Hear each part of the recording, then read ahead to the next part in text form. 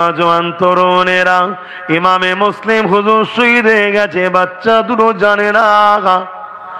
আর এমন করে ওই উটের কাফেলার পিছনে যেতে যেতে রাতের অন্ধকারে ছোট ছোট বাচ্চা কতটা জোরে জোরে হাঁটতে পারে বলুন? এ নওজওয়ানেরা, অন্ধকারে কাফেলা কোথায় গায়েব হয়ে যায়, আর রাস্তা চিনতে পারে না।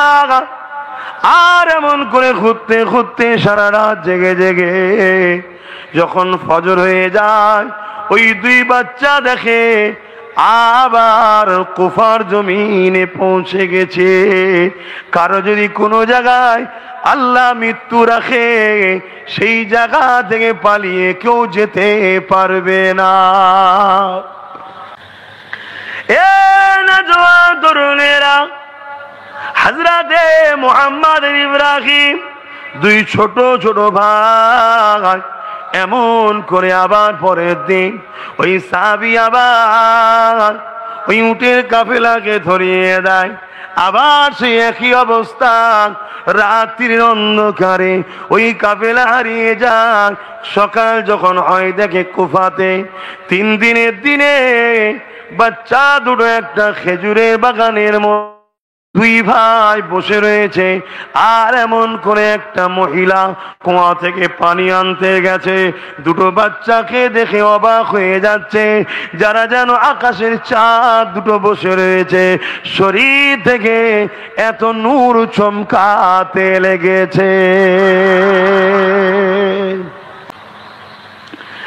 এ নওজওয়ান তরুণেরা, মহিলা বাচ্চা দুটোকে দেখে আগিয়ে গিয়ে জড়িয়ে ধরে চুমা দেয় আর বলে, কি সুন্দর বাচ্চা রে বাবা, তোরা কাদের বাচ্চা, কাদের বাচ্চা? বাচ্চা দুটো ঘাবড়ে যাচ্ছে, বলতে পারছে না। বল বাবা, কাদের বাচ্চা? বাচ্চা দুটো বলতে লেগেছে, আমরা মদিনায় বাড়ি, আমাদের আব্বা জান হলো মুসলিম রাদিয়াল্লাহু তাআলা, আমরা আখিরি নবীর খানদান মুহাম্মদ সাল্লাল্লাহু আলাইহি ওয়াসাল্লামের খানদানের ছেলে। এই কথা শুনে মহিলা বাচ্চা দুটোকে ঘরে নিয়ে এসছে, কিন্তু মহিলার মধ্যে একটা টেনশন কাজ করতে লেগেছে যে আমার স্বামী বড় জালিম, বাচ্চা দুটোকে নিয়ে যাচ্ছি ওই জালিম না রেগে যায়। তাই সকাল সকাল খানা খাইয়ে দিয়ে বাচ্চা দুটোকে পাশের ঘরে ঘুম পড়িয়ে দিয়েছে। এ যুবকেরা, বাতিকে বন্ধ করে দিয়ে ওই মহিলারও নিজের একটা পুত্র সন্তান ছিল, ওই সন্তানকে নিয়ে মহিলা শুয়ে পড়েছে। এদিকে গভীর রাত্রিরে ওই জালিম স্বামী এসে ঘরে কোন রকম ভাবে অন্ধকারে খেয়ে নিয়ে বাতি আর স্ত্রী জ্বালাতে দেয়নি। এই অবস্থা ঘুমিয়ে পড়েছে। কিছুক্ষণ ঘুমাতে না ঘুমাতে হঠাৎ করে কান্নার আওয়াজ আসতে লেগেছে। স্বামী উঠে পড়ে স্ত্রীকে তুলে, ওঠো, কোথা থেকে কান্নার আওয়াজ আসছে? এই ঘুমাবার আগে স্বামী আলোচনা করতেছিল, আজ রাজদরবার থেকে মারওয়ান ঘোষণা দিয়েছে, কুফা গভর্নর অফিস থেকে ঘোষণা দিয়েছে, দুটো ছোট ছোট বাচ্চা মুহাম্মদ আর ইব্রাহিম মুসলিম হুজুরের সন্তান, তাকে যদি কেউ ধরে দেয় বড় পুরস্কার দেওয়া হবে। যদি বাচ্চা দুটোকে পেতাম তাহলে অনেক অর্থ পেতাম। স্ত্রী এই কথা শুনে বড় চিন্তিত হয়ে গেল। আহারে, বাচ্চা তো আমার ঘরে রয়েছে, এ জালিম যদি জানতে পেরে যায়, না জানি নবীর খানদানের সঙ্গে বিয়াদবি না করে ফেলে।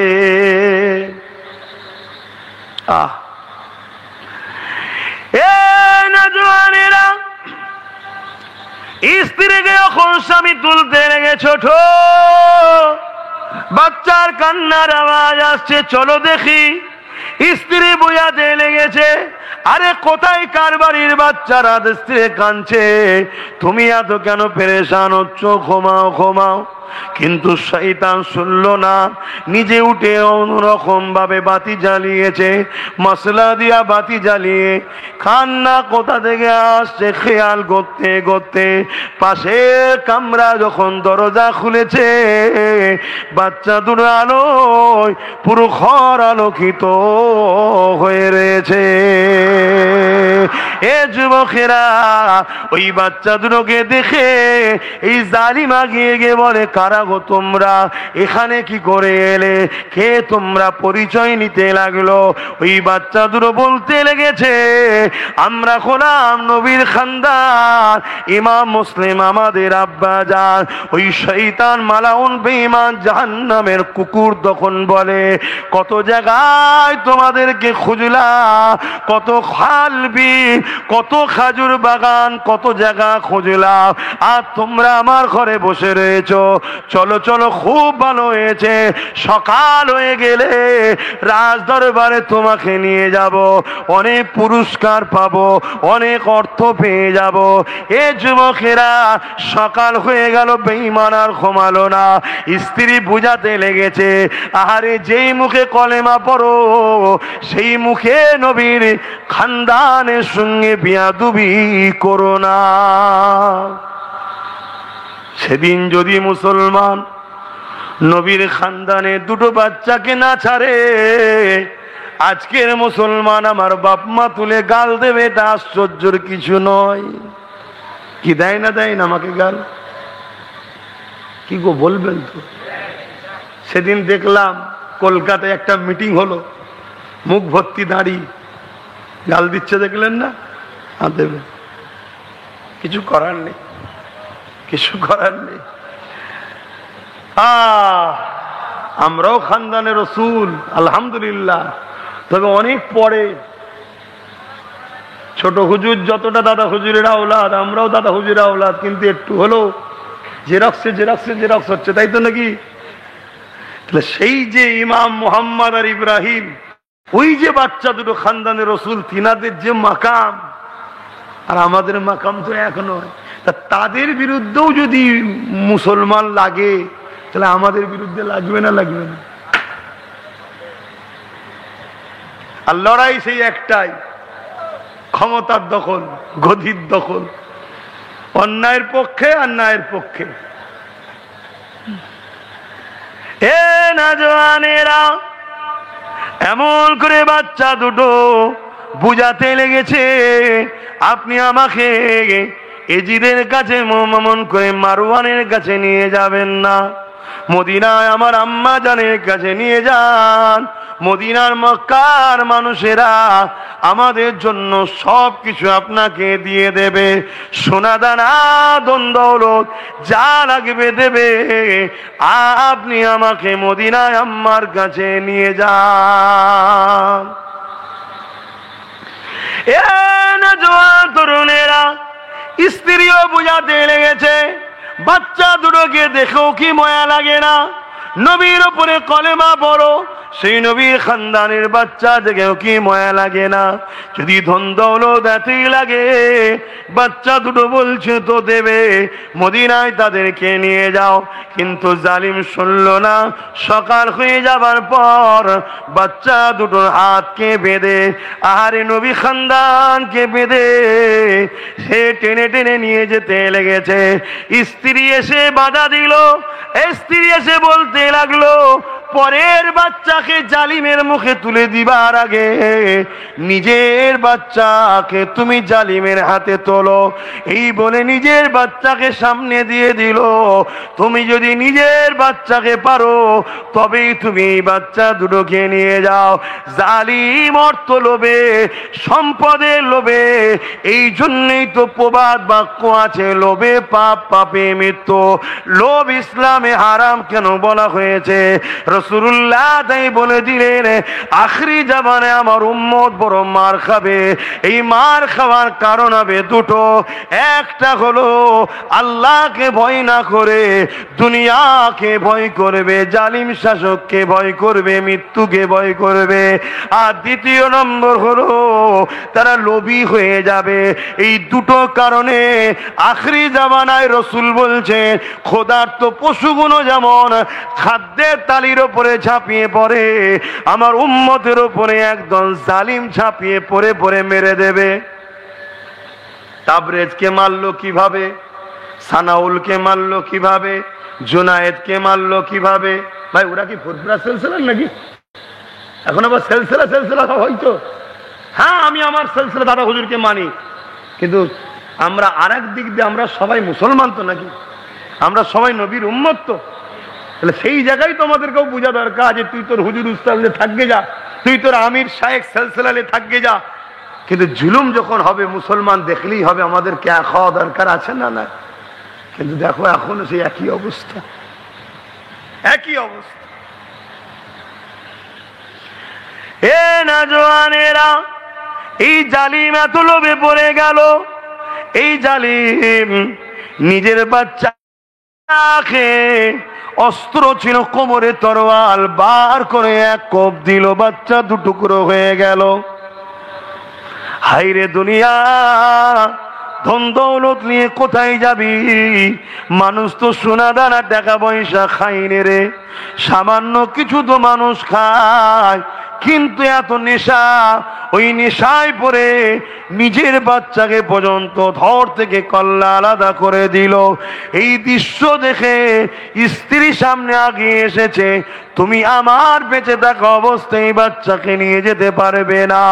এই কথা যখনই বলেছে, আবার সেই অস্ত্র দিয়ে নিজের স্ত্রীকে এক কোপ দিয়ে দুটুকরো করে দিল। এইভাবে বাচ্চা দুটোকে টেনে নিয়ে যেতে লাগলো।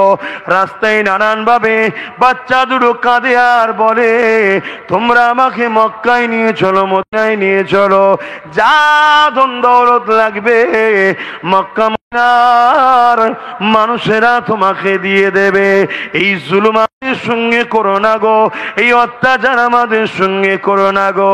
এই বারবার বাচ্চা দুটো বলছে। এই অবস্থা দেখে এক নদীর ধারে বাচ্চা দুটোকে নিয়ে গেল, নিয়ে গিয়ে বলল, তোদেরকে আর জিন্দা নিয়ে যাব না, তোদেরকে কতল করে মাথা দুটো কেটে নিয়ে যাব। মানুষ কত নিষ্ঠুর হয়, মানুষ কত নিষ্ঠুর হয়। জাহান্নাম এত সহজ নয়। দেখুন আমি এখানে অজ করছি, ওরা দুজন ওখানে হাসছে। এটা চিন্তা করো, ইরাই বা কত বদমাইশ, ইরাই বা কত বদমাইশ। দরকার নেই বাপ, তাবারুক খেতে হয়তো এসেছে, তাবারুকটা দিয়ে দে। এদের মধ্যে দয়া ময়া সব গেল। ইমান যদি না থাকে দয়া কিসের? ইমানই তো দয়া। আর সুরাতে সকলে মুসলমানের কিছু দাম নেই, যার দিলে নবীর প্রেম ও আদব নেই, তার মধ্যে ইমান নেই। যারা খানদানে রসুলকে এইভাবে নিয়ে যাচ্ছেন, নামে মুসলমান, তারা কিন্তু বেঈমান মুনাফিক। দুই ভাইকে নদী ধারে নিয়ে যাওয়া হলো। ওই সময় এক ভাইকে ধারালো অস্ত্র দিয়ে, আর এক ভাইয়ের সামনে এমন করে জবাই করে দিয়ে মাথাটাকে নিয়ে একটা কাপড়ের উপরে রাখা হলো। জালিমকে তখন ছোট ভাই বলতে লেগেছে, জালিম রে, আল্লাহকে ভয় কর, মরণ একদিন তোমার হবে। এই কথাটা শুনে বলতে লেগেছে, আসো তোমাকেও তোমার ভাইয়ের কাছে পাঠিয়ে দিই। এই বলে আর এক ভাইকে জালিম অস্ত্র দিয়ে তিনারও দেহ থেকে কল্লাকে আলাদা করে দিল। আরে নবী খানদানের ওপরে, এই জমির ওপরে মুসলমান দামিদার মুনাফিক কি জুলুম করেছে দেখো। এইভাবে দুই ভাইয়ের লাশ মোবারককে, শরীর মোবারককে, জিসম মোবারককে পানির মধ্যে ফেলে দেওয়া হলো। দেখা যায় দুই ভাই ওই পানির মধ্যে একে অপরকে জড়িয়ে ধরে এমন করে ভেসে ভেসে যেতে লেগেছে।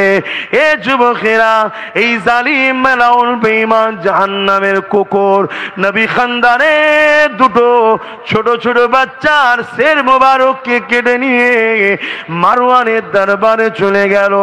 মারওয়ানকে দেখাতে লাগলো, এ মারওয়ান, আমাকে অর্থ দাও, আমি মুহাম্মদ আর ইব্রাহিমের শের মোবারক কেটে এনেছে। এই দৃশ্যটা দেখে মারওয়ানের মতো শয়তান সেও কেঁপে উঠলো। কিরে, তোকে তো ধরে আনতে বলেছিলাম, তুই দুটো বাচ্চাকে কিভাবে কতল করলি? তোর মধ্যে কি একটু মায়া না? যে মারওয়ান এত নিষ্ঠুর, তারও দিলটা কেঁদে উঠলো, কেঁপে উঠলো। সেও বলতে লেগেছে, তোর মধ্যে কি কোনো মায়া নাই? ওই দরবারে নবী পাকের খানদানের ভালোবাসার একজন সৈনিক বসেছিল, যে এজিদের নেতৃত্বে জব করত, কাজ করত, চাকরি করত। সে ওই দরবারে বসে বসে কাঁদতেছিল। যখনই মারওয়ান বলতে লাগলো, কেউ কি আছো এই মালাউনের দর থেকে কল্লাটা আলাদা করে দেবে? ওই খানদানের রাসূলের প্রেমিক লাভ মেরে উঠে গিয়ে তাকে ধরে বাইরে বার করে গভর্নর অফিসের সামনে জবাই করে দিয়ে জাহান্নামে পাঠিয়ে দিল। মনে রাখবেন, বেঈমান লোভে পাপ করলো, পাপে জাহান্নামে গেল। দুনিয়া তো লোভ লালসা ধন দৌলত পেল না। তাই এ যুবকেরা, তরুণেরা, তাই তোমাদের নবীর খানদান হয়ে আজ বলে দিয়ে যায়, আজও তোমাদেরকে এবং ইসলামকে মিটিয়ে দিবার নানা রকম ষড়যন্ত্র করতে লেগেছে। ইসলামের প্রকাশ্য যারা দুশ্মন, তারা তো যুগে যুগে দুশ্মনী করবে, কিন্তু তাদের এত সাহস না। তারা এই সাহসটা পাচ্ছে তোমার আমার গ্রামে, পাড়ায় পাড়ায় গুটি কত মুসলমান সুরাতে মুনাফিক রয়েছে। এই মুনাফিকেরা ওই জালিমদের কণ্ঠ নিয়ে, ওই জালিমদের অস্ত্র নিয়ে, ওই জালিমদের প্রশাসনের সহযোগিতা নিয়ে তোমার আমার মতো ইসলাম মুসলমানকে কন্ট্রোল করছে, জোর করছে, জুলুম করছে। সময় হয়েছে এই জালিম গুলোকে গ্রামে গ্রামে যারা এদের মোকাবিলায় লড়াই করে দ্বীনের স্বার্থে, ইসলামের স্বার্থে, তোমার আমার বাচ্চার ভবিষ্যতের স্বার্থে তোমাকে আমাকে ঐক্য হতে হবে। শুনছো? মুনাফিক সেদিন আজও আছে, আজও আছে। কথাই কথা বেড়ে যাচ্ছে। ইন্নালিল্লাহ। 11টা 15 হয়ে গেছে ভাই, কথাই কথা বেড়ে যাচ্ছে। এভাবে ইতিহাস যুগে যুগে ঘটেছে ভাই, অনেক ঘটেছে। হযরত ওসমান গনি হুজুরের সাহেবজাদাকে শহীদ করে দিয়ে কাপুরের মধ্যে জড়িয়েই মুনাফিক মুসলমানরা পাঠিয়ে দিয়েছে। হযরত ওসমান গনিকেও শহীদ করেছে মুনাফিক মুসলমানরা।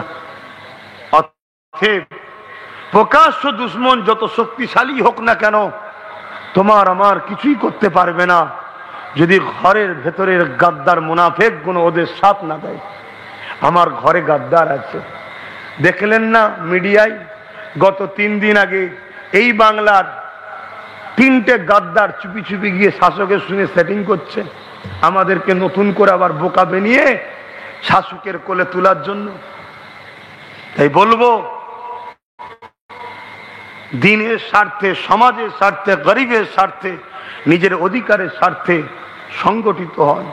কারবালা আমাদেরকে এই ইতিহাসই শিখিয়েছে যে অন্যায় যত বড় শক্তিশালী হোক না কেন, ভয় করো না, অন্যায়ের বিরুদ্ধে বুক চিতিয়ে লড়াই করো, মিটবে অন্যায়, নাই প্রতিষ্ঠিত হবে। জোরে বলুন সুবহানাল্লাহ। বিদায় লিবার আগে আমি শয়তান এজিদের কথা একটু বলে যাচ্ছি। আমার ইমাম পাক তো শহীদ হয়েছেন, শহীদের মাকাম তো অনেক বড়, আর আমার ইমাম পাকের মতো শহীদ তো অন্য শহীদও কেউ হয়নি। কিন্তু এজিদের কি হলো? এজিদ তো জিতলো, বাহ্যিক দেখছি, কিন্তু জিতেছে হাকিকতে হোসাইন পাক। এজিদের কি হলো?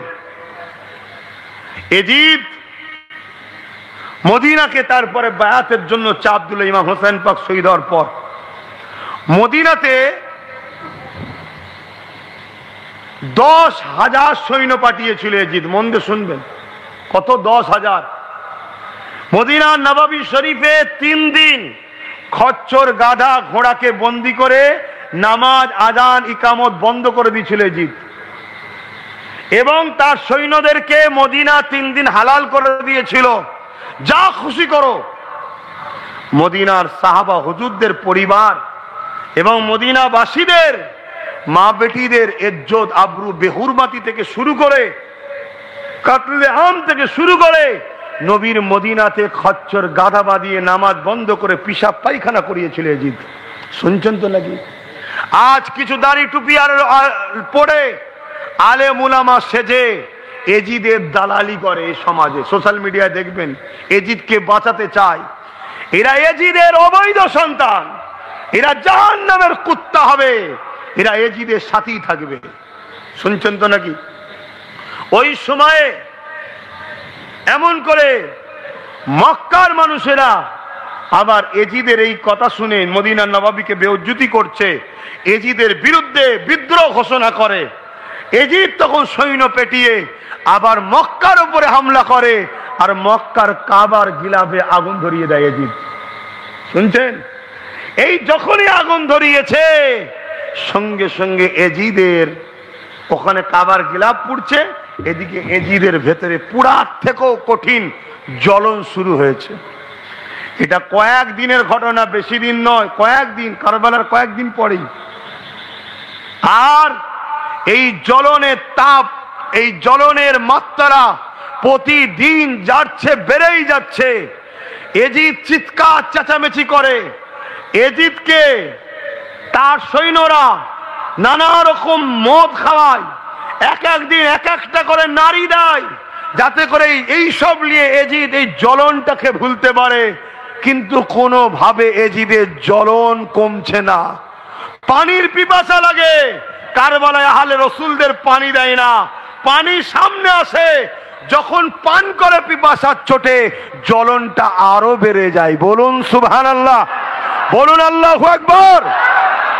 এই জাহান্নামের কুত্তা কিভাবে মরছে দেখুন।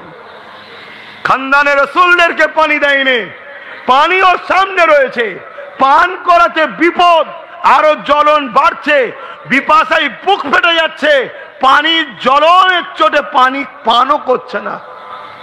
লাস্টে এত চিৎকার চেঁচামেচি করতে শুরু করেছে, এজিদ বাঁদর পুষত, বাঁদর। শুনছেন তো নাকি? আমরাও কোনো টাকলাকে বাঁদর দেখেছি না? দেখেছেন না? দেখেন কোনটা কম, আজকের এজিদ নয়। কি অসুবিধা হলো নাকি আপনার? তো ওই সময়ে সবাই সৈন্যরা বুঝালো, চলেন আপনার বাঁদরটাও, ওই আহলে রসুলকে শহীদ করার পর বাঁদরও এজিদকে ছেড়ে পালিয়েছে। যিনি কত বড় জালিম, জাহান্নামের কুকুর রে। হ্যাঁ, তুই নবীর উম্মত দাবি করে নবীর খানদানকে শহীদ করতে থাকে, সেও আবালা পশু পালিয়েছে। তো এজিদ ইমাম হোসাইন পাকের ঘোড়াকে জোর করে বন্দি করে তার উপরে সওয়ার হয়ে ওই বাঁদর খুঁজতে গেল। মানে সৈন্যরা চাইছে যদি একটু জঙ্গল টঙ্গলে ঘুরলে, একটু যদি জ্বলন কমে, চিৎকার চেঁচামেচিতে এলাকার লোক পাগল হয়ে যাচ্ছে। জঙ্গলে গেছে, একটা সময় ইমাম পাকের ঘোড়া, আহা, ইমাম পাকের ঘোড়া ছুট শুরু করেছে। এবারে সে ছুট অন্য বেকায়দা ছুট, ছুটছে, লাপাচ্ছে, এদিকে যাচ্ছে ওদিকে যাচ্ছে। এজিদকে আর থামানো যাচ্ছে না। যেভাবে মরণটা চিঙ্গিস খানের হয়েছিল, লাগাম ফসকে পা বেঁধে গিয়ে এক পা ওই যার উপরে রাখে সাথে বেঁধেছে, ওই অবস্থায় এজিদ ছিন্ন বিচ্ছিন্ন হয়ে, কোথায় চোখের তারা, কোথায় মগজের অংশ, কোথায় শরীরে ছিন্ন বিচ্ছিন্ন হয়ে এজিদ এই অবস্থায় মরে জাহান্নামের কুকুর হয়ে জাহান্নামে গেছে। কথা শুনছেন? তাহলে আমার ইমাম পাক তিনি শহীদ হয়েছেন নানা দিনের জন্য, ইনসাফের জন্য, হকের জন্য, নানার উম্মতের জন্য, মানবতার জন্য, সত্যের জন্য। আর এজিদ জাহান্নামের কুত্তা হয়েছে, বেউজ্জতির মরণ, তার লাশকে টুকরো টুকরো ছিন্ন বিচ্ছিন্ন, কখনো চিল বিভিন্ন পাখি ছুঁয়ো মেরে নিয়ে যাচ্ছে, এখানে একটুখানি ওখানে একটুখানি, কেন ঘোড়া থামছে না। এই অবস্থায় তাকে ছিন্ন বিচ্ছিন্ন করেছে, কখনো এ পাহাড়ে লিজে মেরেছে, এ পাথরে মেরেছে, এ গাছে মেরেছে, এইভাবে মরে এজি জাহান্নামের কুকুর হয়েছে। আর আমার ইমাম পাক শহীদ হওয়ার পর হুজুরের শের মুবারক নেজার ওপরে নিয়ে যাওয়া হচ্ছে, ইমাম পাকের জবান থেকে কোরআন তেলাওয়াত হচ্ছে। জোরে বলুন সুবহানাল্লাহ।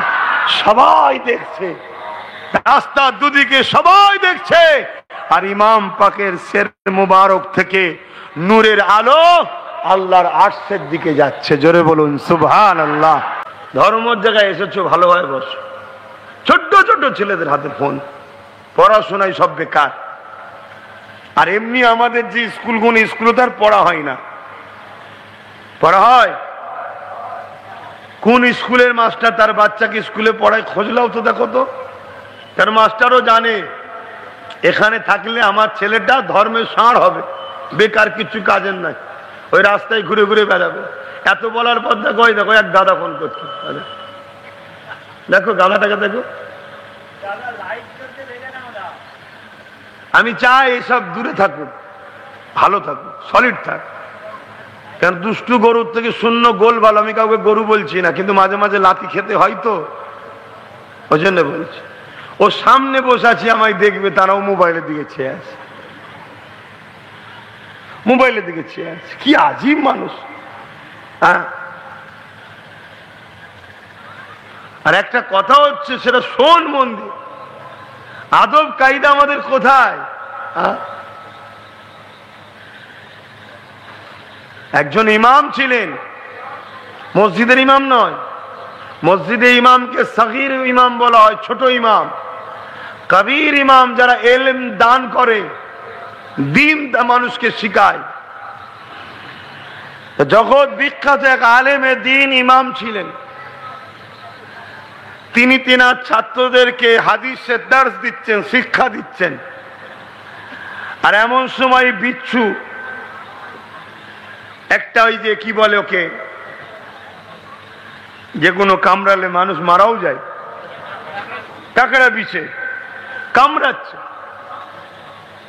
উনি বুঝতে পারছে আমাকে কামড়াচ্ছে, কিছু একটা ভয়ানক জিনিসের কষ্ট যন্ত্রণা হচ্ছে।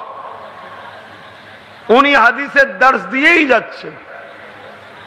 একটা সময় যখন হাদিসের দার্স বন্ধ হয়েছে, হাদিসটা শেষ হয়েছে, কিতাব বন্ধ করেছে, ছাত্ররা বলছে, হুজুর আপনার চেহারার কিন্তু রং পাল্টাচ্ছে, কি ব্যাপার হুজুর? বলছে, দেখো তো বাবা, পিঠে কি কামড়াচ্ছে। তৎক্ষণ 100 বারের উপরে কামড়ানো হয়ে গেছে। তো বলছে, হুজুর এত কষ্ট হচ্ছে যখন, তাহলে আপনি তো হাদিস ছেড়ে দেখতে পারতেন। বলছে, বাবা আমার জীবনের থেকে নবীর হাদিসের দাম অনেক বেশি। জোরে বলুন সুবহানাল্লাহ। জান্নাত তো তারা যাবে, আমরা কি করছি বলুন? আমরা কি সম্মান দিচ্ছি? আমাদের মার খাবার পিছনে বড় কারণ হলো আমরা প্রেমহীন এবং বিয়াদব। না কোরআনের আদব আছে, না নামাজের আদব আছে, না মসজিদের এহতারাম করি আমরা, না দিনের আদব আছে, না উলামাদের আদব আছে, না কোরআনের মজলিসের আদব আছে। দেখুন না, 1 লক্ষ সাহাবা কম বেশি, তারা বলছে না কেউ যে আজকে জিলহজ মাস 10 তারিখ, আমরা হজে এসেছি, হেরাম হালে আছি, ওটা কাবা মক্কা। সাহাবা জিজ্ঞেস করছে, ভাই আপনারা বললেন না কেন? তারা উত্তর দিচ্ছে, আমরা তো জানি মক্কা শরীফ, জিলহজ মাস, 10ই জিলহজ কুরবানি, মিনাতে দাঁড়িয়ে আছে যেখানে কুরবানি হবে। তাও বলিনি একটা কারণে, কেন আমার রসুলের ইরাদা কি আছে আল্লাহ তো ভালো জানে। জোরে বলুন সুবহানাল্লাহ। আমরা বলবো মক্কা, নবী বলবেন না মদিনা। নবী যদি বলে মদিনা, আজ থেকে ওটা মদিনাই হবে। জোরে বলুন সুবহানাল্লাহ। যে সময় বলছে সাহাবারা জানে কোরআনে ওটাকে বাক্কা বা মক্কা বলা আছে, কোরআনে আছে, তারপরেও বলছে নবী যদি বলে আজ থেকে ওটা মদিনা, আল্লাহ আয়াত নাজিল করে আগের আয়াতকে মনসুখ করে দেবে। কথা বুঝছেন তো নাকি? তাহলে আমার নবীর মাকামটা কোথায়, শানটা কোথায়? সাহাবারা জানে যে কোরআনে আল্লাহ বলেছে ওটা মক্কা, তারপরেও বলছে যদি নবী বলে আমরা বলবো মক্কা আর নবী বলবে না মদিনা, তো নবীর কথার সঙ্গে টক্কর হবে, এটাও বিয়াদবি মনে করি আমরা। জোরে বলুন সুবহানাল্লাহ। আজ আমরা জানি জিলহজ, নবী যদি বলেন না মুহররম, তা জিলহজটাকে আল্লাহ আজ থেকে মুহররমই এলান করবে। আমরা জানি এটা কুরবানির দিন, নবী যদি বলেন না আশুরার দিন, আমার আল্লাহ ওইটাকে আশুরাই করবে। কেন? হুজুরের জবান যেটা বেরোবে আল্লাহ সেটাকেই কবুল করে। জোরে বলুন সুবহানাল্লাহ। আমাদের কথার সঙ্গে নবীর কথা টক্কর হয়ে যাক, এটাকেও আমরা বিয়াদবি মনে করি, তাই আমরা চুপ ছিলাম, বলেছিলাম আল্লাহ রসুল ভালো জানে। তাহলে সেই নবী পাক যদি হোসাইন হুজুরের জন্য হাত তুলতো, জাল্লা 8-10টা নরমাল এন্তেকালের মতো আমার বাচ্চা এন্তেকাল করবে, যেত তো সবাইকে হবে। অত কঠিন মর্মান্তিক ঘটনা আমার বাচ্চার উপরে যেন না ঘটে, কি আল্লাহ চেঞ্জ করতো না? নবী কি দোয়া করেছে? সবচেয়ে বড় বিষয়, আমার নবী পাক যখন মেরাজে গিয়েছিলেন, আল্লাহ পাকের সঙ্গে দিদার করতে, ওই সময় আল্লাহ পাক আমার নবী পাককে বলেছিলেন, এ আমার হাবিব, প্রতিটা নবী আলাইহিস সালামকে কবুলিয়াতের দোয়া দিয়েছে, যেটা চাইবে সেটা কবুল হয়ে যাবে। এ আমার হাবিব, আমি আপনাকে ইজাজত দিলাম, আপনি দোয়া চান, যেটা চাইবেন কবুল করা হবে। ওই সময়ও তো নবী চাইতে পারতেন, ও রব্বি আল্লাহ, আমার হোসাইনের কারবার ঘটনাটাকে আপনি চেঞ্জ করে দেন। কেন? আমার বাচ্চার উপরে এত কষ্ট হবে, আমার বাচ্চা শরীর থেকে ধর মোবারক জিসম থেকে শের মোবারককে আলাদা করে দেওয়া হবে, আমার পরিবারের বাচ্চাদেরকে পানি পান করতে দেবে না। আল্লাহ পাকে ওয়াকিয়াটাকে আপনি চেঞ্জ করে দেন। তখনও তো দোয়া চাইতে পারতেন, নবী আমার চাইনে। উপরন্ত নবী পাক বলেছে, ও রব্বি আল্লাহ, এই কবুলিয়াতের দুয়ার মাকামটা আপনার কাছে জমা রাখলাম। আল্লাহ পাক বলতে লেগেছে, এ আমার হাবিব, এই দুয়া কবুলিয়াতটা কবে নেবে? আল্লাহ নবী বলেছে, আল্লাহ পাক যেদিন মাথা রাখবে দেখতেলা এক হাত উপরে সূর্যকে নামিয়ে দেবে, যেদিন মানুষগুলো নফসি নফসি করতে লাগবে, ওই ময়দানে মাশরে এই কবুলিয়াতের দুয়াটা নিয়ে আমার উম্মাত উম্মাতিদের নাজাতের দোয়া চাইব। আরো জোরে বলুন সুবহান। আজকে সেই উম্মত আমরা কি করছি? হ্যাঁ, নবীর দিনের জন্য তো কিছু করতেই পারলাম না। একটু যদি বা মাহফিল হয়, এসেছি, একটু ভালো করে বসেন। কিছু লোক আছে তো মাহফিলে আসে, বসেও না, ওই কোথায় লাইটিং হচ্ছে দেখছে, কোথায় সেলফি তুলছে। আবার এখন তো কিছু কিছু জায়গায় জলসা, কোনো মেলা হয়, নাগরদোলনা, ফুচকা, আবার হাতে কি টিপ বেরিয়েছে, আপনাদের হচ্ছে নাকি? হ্যাঁ, সব চালিয়ে দিয়েছেন, আগে কাজ মিটিয়ে দিয়েছেন। হ্যাঁ, এ তো জাহিলিয়াতি খসলত। আপনি আমাকে পছন্দ করবেন না করবেন, ও ধার ধরলে হবে না বাবা, আমাকে আল্লাহর কাছে জন্য কথা বলতে হবে। এ তো জিয়ালাতের কাজ। আইয়ামে জাহিলিয়াতে তো এরম হতো। তৎকালীন সময়ে কাবার পাশে তাদের যে মিথ্যা ধর্ম ছিল, তারা অনুষ্ঠান করত, আর একদল বদমাইশ ছেলেরা সব বাজার টাজারে হই হই করে বেড়াত। সেই খসলত আমাদের মধ্যে লিয়েলে হয়? আমাদেরকে তো আমাদের স্টাইলে চলতে হবে। হ্যাঁ, একটা দুটো হয়তো চাটার দোকান হতে পারে, মানুষজন হয়তো, সেগুলো সারা রাতের মাহফিল যখন হয় সেটা আলাদা কথা। এটা সারা রাতের নয়, আমার পরে কেউ আছে ভাই? তাহলে আজ আমরাই তো আমাদের ধর্মের সবচেয়ে বড় শত্রু হয়ে দাঁড়িয়ে যাচ্ছি। হ্যাঁ, তাহলে আল্লাহ কি আমাদের ছেড়ে দেবে?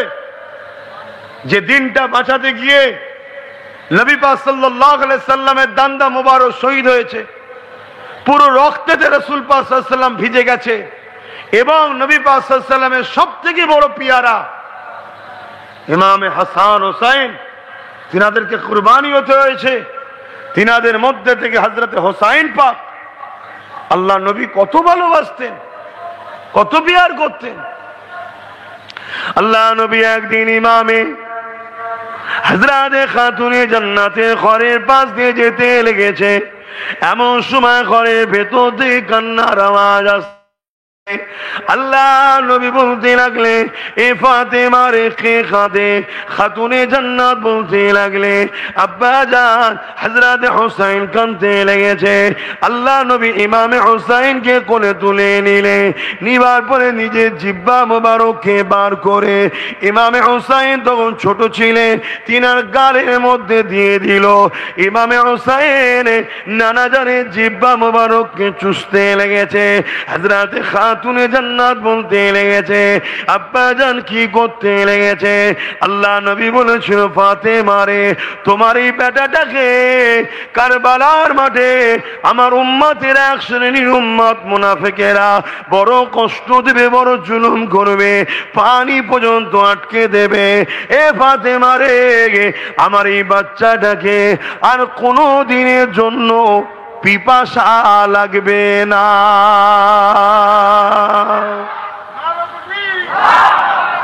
আল্লাহু আকবার। সেই বাচ্চাকে পর্যন্ত রাসূল কুরবানি করেছে তোমার আমার নাজাতের জন্য। জানো না ছেড়ে দেবে আল্লাহ? একটু ভাবো, জলসা যদি শুধু করে তাবারুক খাবারই নিয়ত থাকে তাহলে আলাদা কথা বাপ।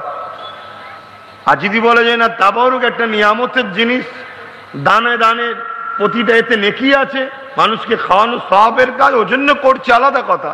কিন্তু মূল লক্ষ্য জলসা করছি, নিজেকে চেঞ্জ করো, ভাবো কমসে কম এই টাইমটা তো চেঞ্জ হও, এই টাইমটা তো আল্লাহর ভয় আনো, এই টাইমটাই যতক্ষণ বসে আছো ততক্ষণ তো নিজেকে একটু ধর্মের ওপর দরদি বানাও। এই সময়টাও যদি আপনার মন এদিকে ওদিকে, ফোনে ব্যস্ত, গল্প, আর কবে চেঞ্জ হবে? আর কোথায় চেঞ্জ হবে? হ্যাঁ, আমার নওজওয়ানেরা, তরুণেরা, আল্লাহ নবী ইমামে হুসাইন পাককে কতটা ভালোবাসতেন, ইমামে হাসান পাককে কতটা ভালোবাসতেন। যখন নবী আমার মদিনার বাজারে বেরোতে, কোনো কাজে যেতে, ইমামে হাসান হুসাইনকে দুইজনকে দুই কাঁধে চেপিয়ে নিয়ে আল্লাহ নবী এমন করে রওনা দিতেন, ঘুরে বেড়াতেন। এক তারিখে আল্লাহ নবী ইমামে হাসান হুসাইনকে কাঁধে চেপিয়ে নিয়ে এইভাবে হাঁটতে লেগেছে।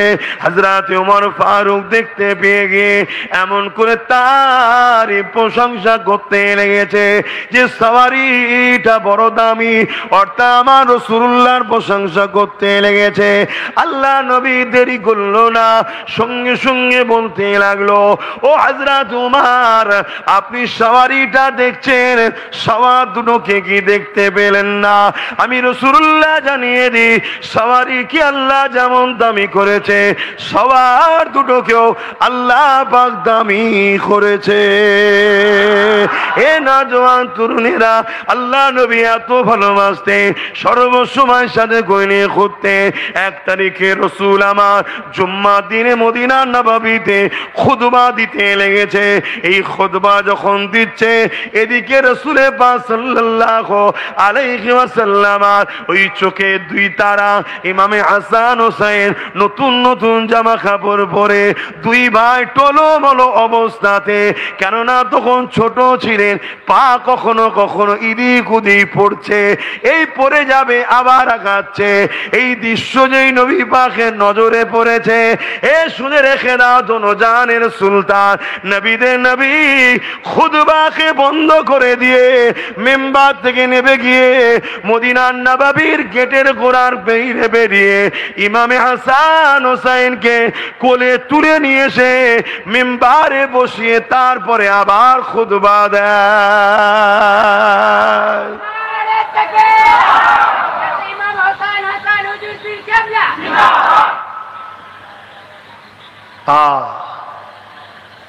সেই বাচ্চারা এত পেয়ারা হুজুরের, আজকে তাদেরকেও হুজুর আমাদের জন্য কুরবানি করেছে। আমরা সামান্য কুরবানি দিতে পারছি নবীর দিনের জন্য বা নবীর জন্য? আমরা সামান্য কুরবানি দিতে পারছি না। তাহলে কি হবে আমাদের? আল্লাহ নবী এত ভালোবাসতেন ইমামে হাসান হোসেন হুজুরকে, সর্বসময় সাথে করে নিয়ে ঘুরতেন। এ নওজওয়ানেরা, আমার আল্লাহ পাক স্বয়ং নিজে ইমামে হাসান ইমামে হোসেন হুজুরকে কতটা ভালোবাসতেন। আল্লাহ নবী নূর নবী দরবারে দাইয়া কলবি সাহাবী যখন আমার নবী পাকের দরবারে আসতেন, ইমামে হাসান হোসেনের জন্য খাবার নিয়ে আসতেন। কেননা বাচ্চারা খুশি হলে আল্লাহ নবী বড় খুশি হবে। একদিন দাইয়া কলবি সূরা ধরে হযরত জিবরাইল আলাইহিস সালাম আমার নবী পাকের দরবারে এসেছেন। প্রতিদিন খাবার দেয়, তাই ইমামে হাসান হোসেন হুজুর দরবারে যেই দাইয়া কলবি সাহাবী আসে, ছুটে গিয়ে তিনার দুই কোলে দু ভাই বসে যায়। তখন তো ছোট ছোট, আর হুজুর দাইয়া কলবি সাহাবী জুব্বা থেকে খাবার মিষ্টি বার করে খাবার বার করে দুই বাচ্চাকে দেয়। আল্লাহ নবী বড় খুশি হয়। আপনার বাচ্চাকে দিলে আপনি খুশি হবেন না? হবেন না? হ্যাঁ। একদিন জিবরাইল সাল্লাম দাইয়া কলবি সূরা ধরে এসেছে, জিবরাইল আলাইহিস সালাম এসেছে। ইমামে হাসান হোসেন হুজুর দু ভাই দাইয়া কলবি সাহাবী মনে করে প্রতিদিনের ন্যায় গিয়ে হাজির, দুই কোলে বসে আছে জিবরাইল সাল্লামে। জিবরাইল সাল্লাম তো বুঝতে পারেনি যে খাবার দিতে হয়। যখন অনেকক্ষণ খাবার দেয়নি, হাসান হোসেন হুজুর শুধু বারবার মুখের দিকে তাকাচ্ছে যে আজকে দিচ্ছে না কেন। আল্লাহ নবী হযরতে জিবরাইল সাল্লাল্লাহু রাসূলকে জিজ্ঞেস করছে, হুজুর বাচ্চা দুটো শুধু ঘুরছে ফিরছে আমার মুখের দিকে তাকাচ্ছে, হুজুর কারণ বুঝতে পারছি না। আল্লাহ নবী বললেন, দাইয়া কলবি সূরা ধরে তুমি এসেছো, ও হযরতে জিবরাইল কিছু মনে নিও না। কেননা দাইয়া কলবি আমার এই বাচ্চা দুটোকে এত মহব্বত করেন, প্রতিদিনই খাবার সাথে করে নিয়ে আসে। আজ তুমি দাইয়া কলবি সূরা ধরে এসেছো, তোমাকে দাইয়া কলবি মনে করে তোমার কোলে গিয়ে বসেছে, কিন্তু তারা তুমি খাবার দিচ্ছ না, মিষ্টি দিচ্ছ না, এই জন্যে বারবার মুখে দিকে তাকাচ্ছে। ওই সময় জিবরাইল আলাইহিস সালাম আল্লাহ নবী থেকে ইজাজত নিলেন, ইয়া রাসূলুল্লাহ হাবিবাল্লাহ, বিয়াদবি মাফ করবেন, আমাকে একটু ইজাজত দেন। ইয়া রাসূলুল্লাহ হাবিবাল্লাহ, আমি বড় খনন করে আমাকে একটু ইজাজত দেন, আমি এখনই যাব আর আসবো। এ নওজওয়ানেরা, তরুণেরা, ইজাজতটা নিয়ে চলে গেল। এক মুহূর্তের মধ্যে গেল আর আসলো। আল্লাহর জান্নাত থেকে খাবার নিয়ে এসে হাসান হোসেন হাতে নজরানা দেয়। একবার আপনাদের কারো মনের মধ্যে আবার যেতে পারে, এক মুহূর্তের মধ্যে গেল আর এলো, এরা মনে হচ্ছে না তো? কি বল? তাহলে এই বিষয়ে আবার একটা কথা বলতে লাগে। মানুষের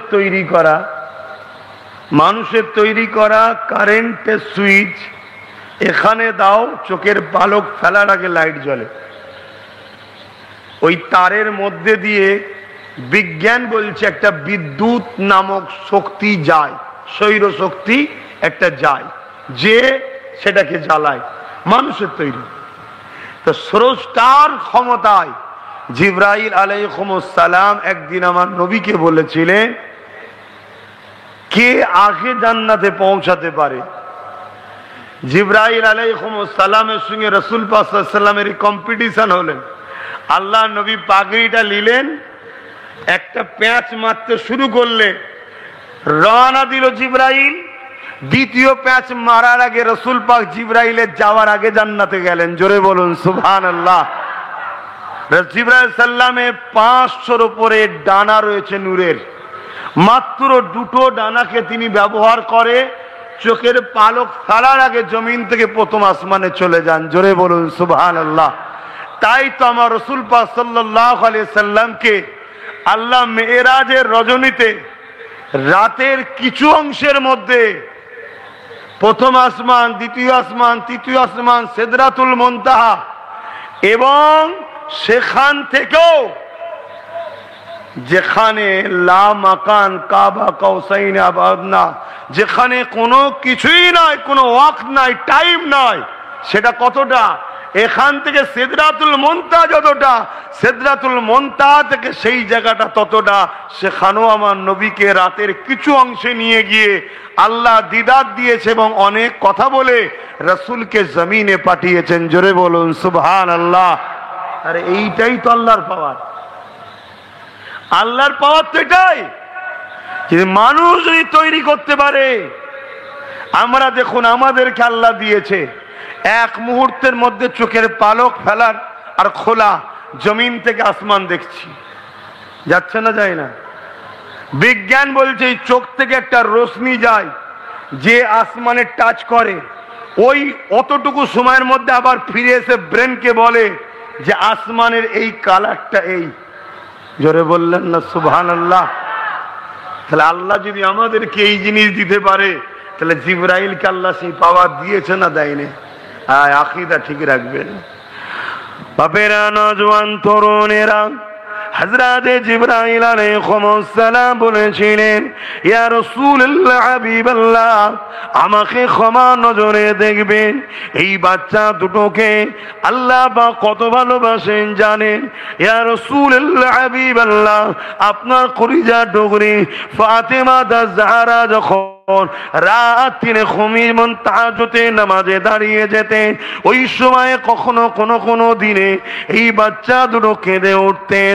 আল্লাহ বা আওয়াজ দিতেন আমাকে, এ জিবরাইল, জলদি করে দুনিয়া জমিনে চলে যাও, আমার ফাতেমা আমার প্রেমে তাহাজ্জুদে দাঁড়িয়ে গেছে। আমার ফাতেমার কানায় বাচ্চাদের কান্নার আওয়াজ যাবে না কেন? তিনার নামাজ আমাদের নামাজ এক, নামাজ নয় রে বাবা। এ যুবকেরা, হযরত জিবরাইল সাল্লাম বলতে লাগলে, ইয়া রাসূলুল্লাহ, হাবিবাল্লাহ, আল্লাহ পাক জানিয়ে দেন, যাও জিবরাইল, ফাতেমার আওয়াজ করে হাসান হোসেনকে গিয়ে তুমি ঘুম পাড়িয়ে দাও। আমাদের বাচ্চারা কাঁদলে কেউ দেখার নেই। হাসান হোসেন কাঁদলে আল্লাহ সহ্য করেন না, তিনি জিবরাইলকে পাঠায়, যাও যে ঘুম পড়া। সেই বাচ্চা কারবালায় শহীদ হয়েছে এই দিনকে বাঁচাবার জন্য, আমাদেরকে বাঁচাবার জন্য। আর আমরা কি করছি? হ্যাঁ, দিন তো বাঁচাইনি, দিনের দুশ্মনদের সঙ্গে তাল তো খুব ভালোই দিয়ে বেড়াচ্ছি। আমরা ভাবছি খুব ভালোই চলছে আমাদের, না? খুব ভালো চলছে মনে হচ্ছে, শুধু নিঃশ্বাসটা ফুরলে বুঝবেন। দুনিয়ার লোক তো মনে করবে মুসলমান, চ জানাজাটা পড়ি, প্রতিবেশী একটু হাজির হবে, মিনহা খালাকনাকুম ওয়া ফিহা নুঈদুকুম ওয়া মিনহা নুখরিজুকুম তাহারাতান উখরা, মাটি তো দিয়ে চলে আসবে। কবরে 99টা করে সাপ দেওয়া হবে, দুটো মুখ থাকবে। যে সাপের নিঃশ্বাস যদি জমিনে পড়ে, ওই এলাকায় গাছপালা গজাবে না। এত ভয়ঙ্কর ব্যাপার। গল্প বলছি নি, নবীর কথা বলছি। এবং জাহান্নামের একটা গর্ত করে দেওয়া হবে। তোমাকে আল্লাহ কি জন্য বানালো? দুটো হাত কি জন্য দিল? দুটো পা কি জন্য দিল? দুটো চোখ কি জন্য দিল? তোমাকে বানাবার খোদার মাকসাদ কি, কুদরতি ইচ্ছা কি, আর তুমি করলে কি? তোমার তো দুটো হাত দিয়েছে হককে জিন্দার জন্য, নাইকে প্রতিষ্ঠিত করার জন্য। সমস্যা হয় হাত দিয়ে রখো, এজন্য তো হাত দিয়েছে। তারপরে তোমার জীবিকা অর্জন করবে, তাও হালাল। তোমাকে তো আল্লাহ দুটো পা দিয়েছে দিনের রাস্তায় যাওয়ার জন্য, এতিমকে দেখার জন্য, মা বাবাকে সেবা করার জন্য। তারপরে তোমার লাইফটাও তোমাকে হালাল অবস্থায় পরিচালনা করতে হবে। তুমি আমি করলাম কি? হ্যাঁ, আজ কত মুসিবত বলো তো। রাজ্যেও কাজ নেই, আর বিদেশেও গেল জান নিরাপদ নাই। খোদার মাত দেখেছেন? আপনি কি ভাবছেন সব কিছুর হুকুম খোদার হুকুমেই হচ্ছে? ভালো মন্দ কার হুকুমে হয়? এটাই তো ঈমান নাকি? ওয়াল কদরি খাইরিহি, বলেন না আমানতু বিল্লাহি ওয়া মালাইকাতিহি ওয়া কুতুবিহি ওয়া রাসূলিহি ওয়াল ইয়াউমিল আখিরি ওয়াল কদরি খাইরিহি ওয়া শাররিহি মিনাল্লাহি তাআলা আল বাসি বাদাল মাউত। এই যে ভালো মন্দ সবটাই আল্লাহর পক্ষ থেকে হয় পরীক্ষা। মন্দটা হলো আমাদের কর্মের ফল। মন্দটা কি? আমাদের কর্মের ফল। এখনো সময় আছে, শুধরে যাও। নিঃশ্বাসটা যখন চলছে এখনো রাস্তা আছে বাঁচার। আল্লাহ সাহায্য করবে। কষ্ট নিচ্ছেন নাকি আমার কথায়? তাহলে আমি আমার মতো গুণ গেয়ে যাব, আপনি আপনার রাস্তায় গুণ গেয়ে যাবেন, হবে না। নিজের ইচ্ছা বলে কোনো কিছু নাই। অনেকে বলে আমার লাইফ, আমার হাত, আমার টাকা, আমার জীবন, আমার বলে কিছু নাই। এই জীবনটা তোমার নয়, এই জীবন তোমাকে আল্লাহ দিয়েছে। এটা আল্লাহ দিয়ে সম্পদ। এই হাত দুটো আব্বাস সিদ্দিকীর নয়, আল্লাহ ব্যবহার করতে দিয়েছে। এই পা দুটো আমার নয়, আল্লাহ ব্যবহার করতে, আল্লাহ তৈরি। এই জবানে কথা বলছি আমার ক্ষমতা নয়, আল্লাহ পাক ক্ষমতা দিয়েছে। অতএব ইচ্ছা মতো কথা বলবো বললে হবে না। আল্লাহ যে কথাই অপছন্দ করে কথা বললে হবে না। আর যদিও হয়ে যায় আবার ক্ষমা চেয়ে নিতে হবে যে আল্লাহ ভুল হয়ে গেছে, বলে ফেলিছি, আল্লাহ মাফ করে দেন। শুনছেন তো নাকি? আবেগে ভেসো না আমার যুবকেরা, ভাইয়েরা। কঠিন সময় আসছে, আগামী দিন কঠিন ভয়ানক ব্যাপার। আমার অনেক ভাইয়েরা বলে যে হুজুররা এইসব বিষয়ে কথা, আমার ইচ্ছা আমি যা খুশি করব না। হুজুররা তার বাপের কথা শোনাতে আসেনে। আলেম উলামারা, আলেম উলামারা আপনাদের ঘরে আল্লাহ রসুলের কথাই শোনায়। আর যে আলেম আল্লাহ রসুলের কথা শোনায় না তার কথা বাদ দেন। কিন্তু আপনাকে আপনার ইচ্ছা মতো চললে হবে না। কেননা এই দিনের জন্য অনেক কুরবানি হয়েছে। আজ আপনার খালকুল্লাহ দিন ইসলাম এত সহজে আসেন গো। এই মসজিদ, এই মাদ্রাসা, এই দাড়ি, এই টুপি এত সহজে আসেন গো। ইমামে হুসাইন পাক যদি কারবালায় না যেতে, অন্যায়ের বিরুদ্ধে যা নাকি রুখে দাঁড়াতে, অন্যায়ের সঙ্গে হাত যদি মিলিয়ে নিতে, এ দুনিয়ার মানুষেরা, এই দুনিয়ার মানুষ ইনসাফ পেত না, নাই পেত না, সত্য পেত না, গরিব অধিকার পেত না, জালিমের বিরুদ্ধে কেউ কথা বলার লোক থাকতো না, অন্যায় কি জিনিস মানুষ বুঝতো না। হযরত ইমামে হুসাইন পাক নিজের জানের মায়া না করে, পরিবারের মায়া না করে, নানার উম্মাদিদেরকে বাঁচাবে বলে পুরো পরিবারকে শহীদ করে দিয়েছে। তথাপিও নানার উম্মাদে এবং নানা দিনকে বাঁচাবার জন্য তিনি এমন করে নিজেকে কুরবান করেছে। এ নওজোয়ান তরুণেরা, ওই কারবালার মাঠেতে ইমামে হুসাইন পাককে অনেক রকম অফার দেওয়া হয়েছিল, অনেক অফার দেওয়া হয়েছে, লোভ লালসার অফার দেওয়া হয়েছে। কিন্তু হুজুর নানা দিনের জন্য, হকের জন্য নিজেকে কুরবানি করলেন, কিন্তু সেই দিকে গেলেন না। আজ আমরা কি করে বেড়াচ্ছি? এ নওজোয়ানেরা, হযরত ইমামে হুসাইন পাক আল্লাহ তিনাকে এত বড় শাস্তি করেছেন। নবী পাকের কোলে যখন বসে রয়েছে, আল্লাহ নবী তখন সাহাবাদের বলেছে, আমার সাহাবারা, আমার এই দুটো বাচ্চাকে আল্লাহ পাক জান্নাতি যুবকদের সর্দার বানিয়েছে। যাদের আল্লাহ ঘোষণা করে দিয়েছে জান্নাতি যুবকদের সর্দার, তারা তো বলতে পারতো এই যে যা করছে করুক গে যাক, আমি না ওকে মানলাম না, ওর বিরোধীরও দরকার নেই।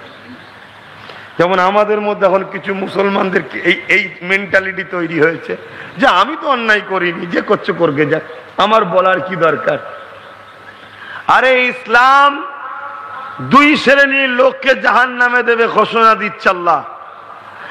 এক হলো অন্যায় করার জন্য জাহান্নামে যাবে, আর এক শ্রেণী হলো অন্যায়কারীদের বিরোধী না করার জন্য, অন্যায়ের বিরুদ্ধে না বলার জন্য আল্লাহ তাকে জাহান্নামে শাস্তি দেবে। শুনছেন? এটা তো আল্লাহ ডিউটি দিয়েছে আমাদের ঘরে। কুনতুম খায়রা উম্মাতিন উখরিজাত লিন-নাসি তা'মুরুনা বিল মা'রুফ ওয়া তানহাউনা আনিল মুনকার। আমাদেরকে তো আল্লাহ দুটো কাজ দিয়েছে, ন্যায়কে প্রতিষ্ঠিত করো, অন্যায়কে মিটাও। এই দুটো কাজ ডিউটি দিয়েছে আল্লাহ। যেমন ন্যায় করতে হবে, অন্যায়কে মিটাতেও হবে। এই দুটো কাজ যদি আমরা করতে পারি তবেই তো আল্লাহ আমাদের জন্য পুরস্কার রেখেছে জান্নাত। আমাদেরকে খেয়াল করতে হবে আমাদের সমাজের এতিমরা হক পাচ্ছে কিনা, আমাদেরকে খেয়াল করতে হবে আমাদের সমাজের বিধবার অধিকার পাচ্ছে কিনা, আমাদেরকে খেয়াল করতে হবে আমাদের সমাজের মা বাপ শুধু নিজের নয় বয়স্ক বাপ মারা তারা সমাজের বুকে ইজ্জত পাচ্ছে কিনা, আমাদেরকে খেয়াল করতে হবে অন্যায় মুক্ত সমাজ করতে হবে, আমাদেরকে খেয়াল করতে হবে নেশা মুক্ত সমাজ করতে হবে, আমাদেরকে খেয়াল করতে হবে চোর মুক্ত সমাজ করতে হবে, আমাদেরকে খেয়াল করতে হবে জুলুম মুক্ত সমাজ করতে হবে, আমাদেরকে খেয়াল রাখতে হবে অত্যাচার মুক্ত সমাজ করতে হবে।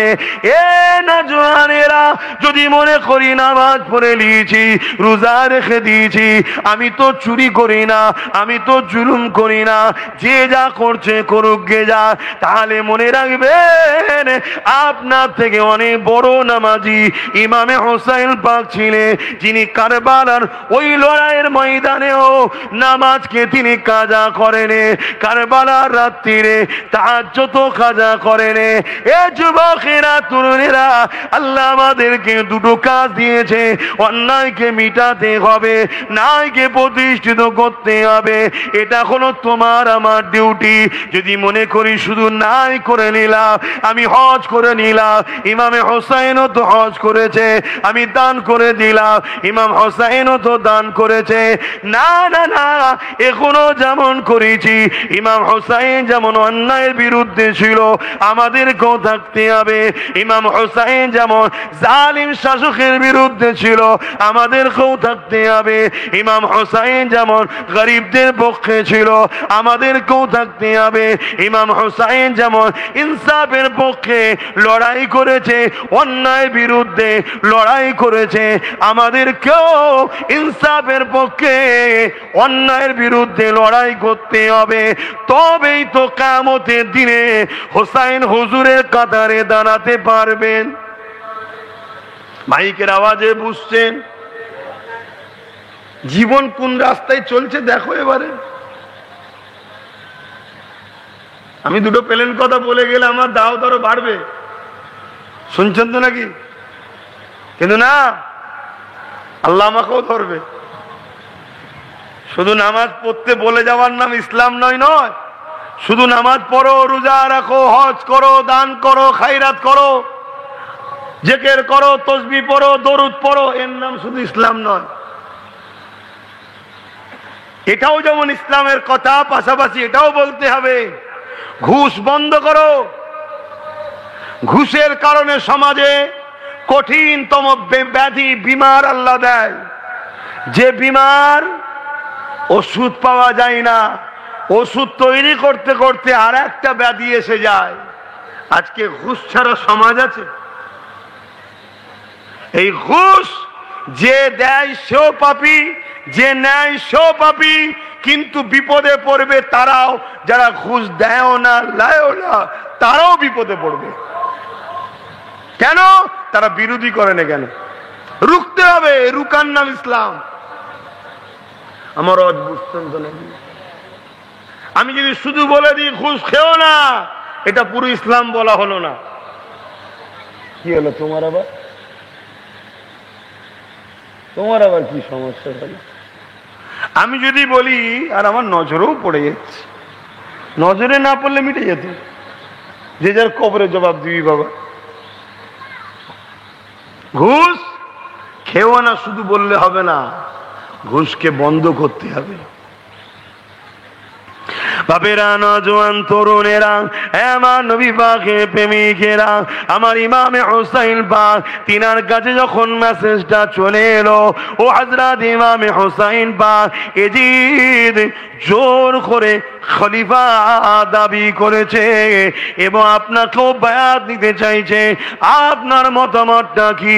আল্লাহ নবীর নামাজা ইমামে হোসাইন বলেছিলেন, শোনো আমার ভাই, 20টা বছর ধরে ইমাম মাবিয়া হুজুর রাজত্ব চালিয়েছে। মানুষ আমাদেরকে চেয়েছিল, আমার ভাই ইমামে হাসানকে চেয়েছিল। আমার ভাইয়ের যদি রাজত্বের লোভ থাকতো তাহলে তখনই তো লড়াই হয়ে যেত। না না না, আমাদের রাজত্বের কোনো লোভ নাই।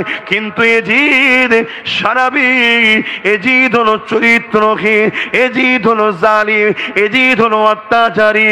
আমি হুসাইন কি করে একটা জালিমের হাতে হাত দিই, কি করে একটা জালিমকে সাপোর্ট করি, কি করে একটা জালিমের কাছে বায়াত নিই? তখন ছিল বায়াতের সিস্টেম, এখন সিস্টেম হয়েছে যেটা ভোট। এখন সিস্টেম কি? ভোট। অর্থাৎ ইমাম পাক বলেছিল জালিমকে ভোট দেওয়া যাবে না, জালিমের কাছে বায়াত হওয়া যাবে না। আজকের দিনে সেই কথাটা কোন ভাষায় চিনবেন? জালিমকে ভোট দেওয়া যাবে না। হযরতে ইমামে হুসাইন বলেছিলেন জালিমের সাথ দেওয়া যাবে না, জালিমকে কোনোভাবে তাড়াতে বায়াত হওয়া যাবে না। আমি হুসাইন কি করে হই? এ যুবকেরা, তরুণেরা, এমন করে দেখা যাচ্ছে তাকি উসমানী বলে পৃথিবীর একজন বড় আলেম রয়েছে, তিনি বলতে লেগেছেন ভোট দেওয়া হলো সাক্ষ্য দিয়া, শাহাদাত দিয়া। আপনি যদি কাউকে ভোট দেন, সাপোর্ট করে, সে যদি ভালো কাজ করে সেও পুণ্য পাবে, যারা তাকে সাপোর্ট করেছে তারাও নেকি পুণ্য পাবে। আর যদি সে অন্যায় করে, জুলুম করে, সে তো যেমন ধরা পড়বে, অত্যাচারের জন্য জাহান্নামে যাবে।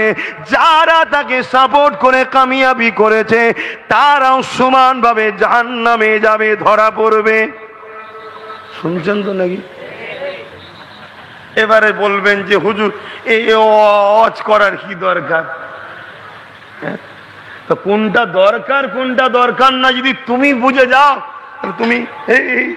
তুমি এখানে আসো, আমি ওখানে যাই। কি তুমি এখানে আসো, আমি ওখানে যাই? পুরো পৃথিবী জুড়ে ইসলামকে মিটানো হচ্ছে রাজ ক্ষমতার জোরে। এটা মানো না? মানো না? এটা আওয়াজ দিয়ে বলো, মানো না? মানো না? প্যালেস্টাইনকে মিটানো হলো, মসজিদ আকসার উপরে আঘাত করা হলো, কোন ক্ষমতায়? বলো বলো। আমেরিকা, আমেরিকা রাজ ক্ষমতা, সেই জোরে। আজকে দেখো আমাদের ওয়াকাফ নামে যে সম্পদ আছে, কালা কানুন তৈরি করে মসজিদ মাদ্রাসাকে কেন্দ্র সরকার মিটাতে চাইছে, কোন ক্ষমতায়? রাজ ক্ষমতা। আমার বাংলায় 32টা মাদ্রাসাকে রাজ্য সরকার বন্ধ করে দিল, কোন ক্ষমতায়? আপনি পারবেন মাদ্রাসা বন্ধ করতে? কে পারবে? উনি পারলো কি করে? রাজ ক্ষমতা। কথা শুনছেন না শোনেন? আজকে রাস্তার কুকুর মিড ডে মিল পাবে ঘোষণা দিল উনি, কিন্তু মাদ্রাসার ছাত্র মিড ডে মিল পাবে না। তাহলে রাস্তার কুকুরের থেকেও মুসলমানদের বাচ্চাদের দাম অনেক কম, এই ঘোষণা দিবার পরেও বহাল তবিয়তে বসে আছে, কোন ক্ষমতায়? বলুন। তাহলে পুরো নিয়ন্ত্রণ হচ্ছে রাজ ক্ষমতায়। সেদিনও এজিদ রাজ ক্ষমতা দিয়ে ধরেছিল, সেই রাজ ক্ষমতা দিয়েই অন্যায় শুরু করেছিল। হোসাইন বলল তার এই অত্যাচারের ক্ষমতাকে সাপোর্ট করা যেতে পারে না, তাকে ভোট দেওয়া যাবে না। যেটাকে বায়াত বলা হয়, সাপোর্ট বলা হয়। এক এক সময় এক এক সিস্টেম থাকে। আগে কি মেশিন ছিল? কথা বলে। আগে কি ছিল? বসা হতো। এই বেশি নয় 50, এই বেশি নয়, স্বাধীনতার আগের কথাই বলছি। এই দেশেই কি ছিল? প্রতিটা গ্রামে একটা করে মোড়ল হতো। কিভাবে মোড়ল হতো? গ্রামের মানুষ বসতো, আরে অমুককে কে চাও, অমুককে কে চাও, হাত তোলো। এর পক্ষে কজন? হাত তুলেছে। কথা বুঝে আসছে? ওর পক্ষে লোক বেশি, ও মোড়ল। এই মোড়লদের দিয়ে ব্রিটিশ পিরিয়ডে রাষ্ট্র কারা চালাবে, এমপি কারা হবে, তখন এমএলএ ছিল না, শুধু এমপি ভোট হতো। কি হবে? হাত তোলো। শুধু মোড়লরা যেত সেখানে। কত শুনছেন? স্বাধীনতার পরে জনগণ সবাই হক পেয়েছে, সাপোর্ট পেয়েছে, অধিকার পেয়েছে, জনগণ সবাই নির্বাচন করতে পারে। কিন্তু জনগণ মুখ্যমন্ত্রী নির্বাচন করতে পারে না। কে করে? তার দলের এমএলএরা করে। কিন্তু এমএলএদেরকে নির্বাচন কে করে? আমরা। জনগণ কি প্রধানমন্ত্রী নির্বাচন করতে পারে না, তার দলের এমপিরা করে। কথা বুঝে আসছে? এক একটা সময় এক এক রকম ছিল। তৎকালীন সময় আমার নবী শিখিয়েছিলেন কি, তোমাদের মধ্যে থেকে আল্লাহ রসুল যেই দুনিয়া থেকে পর্দা নিলেন, কে হবে অর্ধেক পৃথিবীর মুসলমানদের খলিফা কে হবে? কেউ বলছে উমর ফারুক হবে, কেউ বলছে সিদ্দিক আকবর হবে, কেউ বলছে মাওলা আলী হবে। তাহলে মত আসতে পারে। এবারে চলো কার পক্ষে কে? হযরত উমর ফারুক দাঁড়িয়ে গেলেন, তোমরা আমাকে চাইছো কিন্তু আমি উমর চাই, আমার রাসূলুল্লাহর জায়গায় আবু বকর বসবে। জোরে বলুন সুবহানাল্লাহ। চলো কে? সবাই আবু বকরের পক্ষে, বেশি সাপোর্ট হয়ে গেল, হযরত আবু বকর সিদ্দিক খলিফা হয়ে গেলেন। একটা সময় ছিল এজিদ এই সিস্টেমকে ব্রেক করে লোকের মতামত লাইনে গায়ের জোরে বসে গেছে। কথা বুঝে আসছে? আজও কিন্তু গায়ের জোরেই বসা হয়, লোকের মতামত নেওয়া হচ্ছে না। সে নাম কে আসতে, সেই কি বলে ওই ঠোঙা নিয়েছে আমাদের সামনে দিচ্ছে, আপনি টিপছেন টিট। কথা শুনছেন তো নাকি? আপনি তো একটা ইলেকট্রনিক জিনিসকে টিপছেন, আমেরিকায় বসে কে কন্ট্রোল করা যাবে। শুনছেন তো নাকি? কিন্তু এই ফর্মালিটি পালন হচ্ছে, মানুষ খুশি। ইন্নালিল্লাহ। মানুষ খুশি, ওই জায়গাটা অনেকক্ষণ ডিস্টার্ব হচ্ছে। আবার অন্য জায়গায় বেশি চাপ দিসনি বাবা।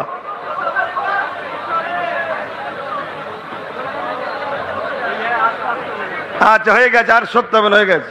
আরে নাই পড়লে একটু কাদা লাগবে, পুকুর তো নয়, বললো একটু কাদা লাগবে। শুনছেন তো নাকি? হ্যাঁ, তো এইদিকে আমার দিকে যেন বেশি আসবিনি বাবা, ওই দিকে ভাই বোন আমার সব। কি করা যাবে, বর্ষার সময় তো কোথায় করবে। হ্যাঁ, তা ইমামে হোসাইন পাককে জিজ্ঞেস করা হলো, ভাই হোসাইন আপনি কি এজিদকে সাপোর্ট করবেন? হুজুর কি বললেন? ওনাকে সাপোর্ট করতে আমার কোনো আপত্তি নাই। শোনেন মন দিয়ে, ওনাকে সাপোর্ট করতে আমার কোনো আপত্তি নাই, কিন্তু উনি যে অন্যায়গুলো করছে ওই অন্যায়গুলো ওনাকে ত্যাগ করতে হবে। অন্যায়গুলো ত্যাগ করতে হবে এবং ঘোষণা দিতে হবে, জুলুম নয়, শরাব নয়, অত্যাচার নয়। আর আজকে মুসলমান, আমার দেশ, আমার রাজ্যের সরকার গর্ব করে বলে পশ্চিম বাংলা নাকি ভারতের মধ্যে সব থেকে বেশি মদ বিক্রি করে। শুনছেন তো নাকি? হায় হায় হায়। আর আমাদের ইমাম ভাইরা সেই মদেরই 3000 টাকা নিয়ে হই হই করছে। শুনছেন তো নাকি? হ্যাঁ রে বাবা, যদি বলেন আমি ভুল বলছি তাহলে সরকারকে বলতে বলুন না কিসের টাকা দেয়, বলে বলবেন তো, বলে। আরে কোথায় বলেছে একবার বলতে বলে, একবার বলতে বলে। বললেও ফাঁসবে, চুপ থাকলেও ফাঁসবে। কথা বুঝে আসছে না? নাই। হ্যাঁ, বড় গর্ব করে বলে যে আমার পশ্চিম বাংলায় নাকি সব থেকে বেশি মদ বিক্রি হয়। কোন কোন অনুষ্ঠানে নাকি 2 দিন 3 দিনে 12 কোটি না 1200 কোটি এরম সব মদ বিক্রি হয়েছে। তাহলে ভাবুন পশ্চিম বাংলা মাতাল কত বাড়ছে। কি ভদ্রলোকের অভাব হচ্ছে, শিক্ষার অভাব হচ্ছে, স্কুলের অভাব হচ্ছে, আর মাতালে বরকত হচ্ছে। ইমাম হোসাইন পাক বলছেন এজি শরাব পান করে, তার হাতে আমার বায়াত হওয়া মানে তাকে সাপোর্ট করা, তাকে ভোট দিয়ে আমার সম্ভব নয়, চলবে না। শুনছেন তো নাকি? আর আমরা হুজুর থেকে শুরু করে মলি সাহেব, পীর সাহেব, হাজি সাহেব, দরবেশ সাহেব, কোন সাহেব বাদ নেই যে গর্ব করে বলে মদ বিক্রি হয়, সেই মাতাল সরকারের পিছনে হই হই করছি আমরা। তো খোদার মার হবে না আমাদের উপরে? আবার আমরা বলি হোসাইনি, আমরা হ্যাঁ হোসাইনি। কবরে ঢোকো বুঝতে পারবে দুনিয়া তো দুদিনের, আজ আছো কাল নাই। হযরত নবী লূত আলাইহিস সালামের একটা কথা মনে পড়েছে, একটু বলে দিই। হযরত নবী লূত আলাইহিস সালামকে আল্লাহ পাক বলেছিলেন, ও হযরত নবী লূত রে, আমি তোমার উম্মতের মধ্যে থেকে ৮০,০০০ উম্মতকে আমি আল্লাহ মেরে দেব। তার মধ্যে থেকে ৪০,০০০ উম্মত হলো ভালো, ৪০,০০০ উম্মত হলো খারাপ, অন্যায় করেছে। হযরত নবী লূত আলাইহিস সালাম বলেছিলেন, ও রব্বি আল্লাহ পাক, যারা অন্যায় করেছে তারা তো শাস্তি পাবার যোগ্য, শাস্তি তারা পাবে, ভালো লোকগুলোকে কেন মারবে? আল্লাহ পাক বললেন, ও হযরত নবী লূত আলাইহিস সালাম, এই ভালো লোকগুলো খারাপ লোকের বিরোধী কেন করে না? খারাপ লোকগুলোর সঙ্গে মিশে কেন? আমি আল্লাহ তাই তাদের সাথে তাদের সঙ্গে মিশার দরুন এদেরকেও আমি আল্লাহ পাক মেরে দেব।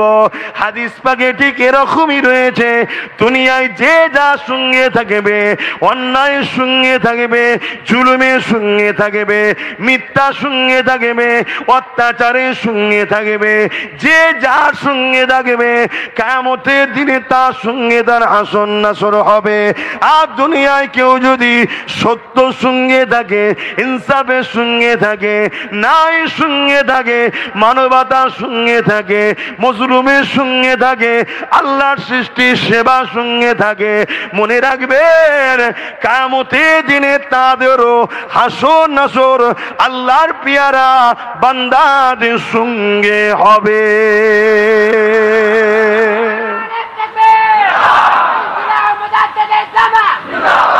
এত পাপ বাড়ছে কেন? এত খুন হচ্ছে কেন? এত জুলুম হচ্ছে কেন? সব দোষ উম্মতে মুহাম্মাদীর, আমাদের দোষ। আমরা খুন করিনি, তারপরও আমাদের দোষ। আমরা শরাব পান করিনি, তারপরেও আমাদের দোষ। আমরা রেপ করিনি, তারপরেও আমাদের দোষ। আমরা জঙ্গিবাদকে অ্যাকসেপ্ট করিনি, তারপরেও আমাদের দোষ।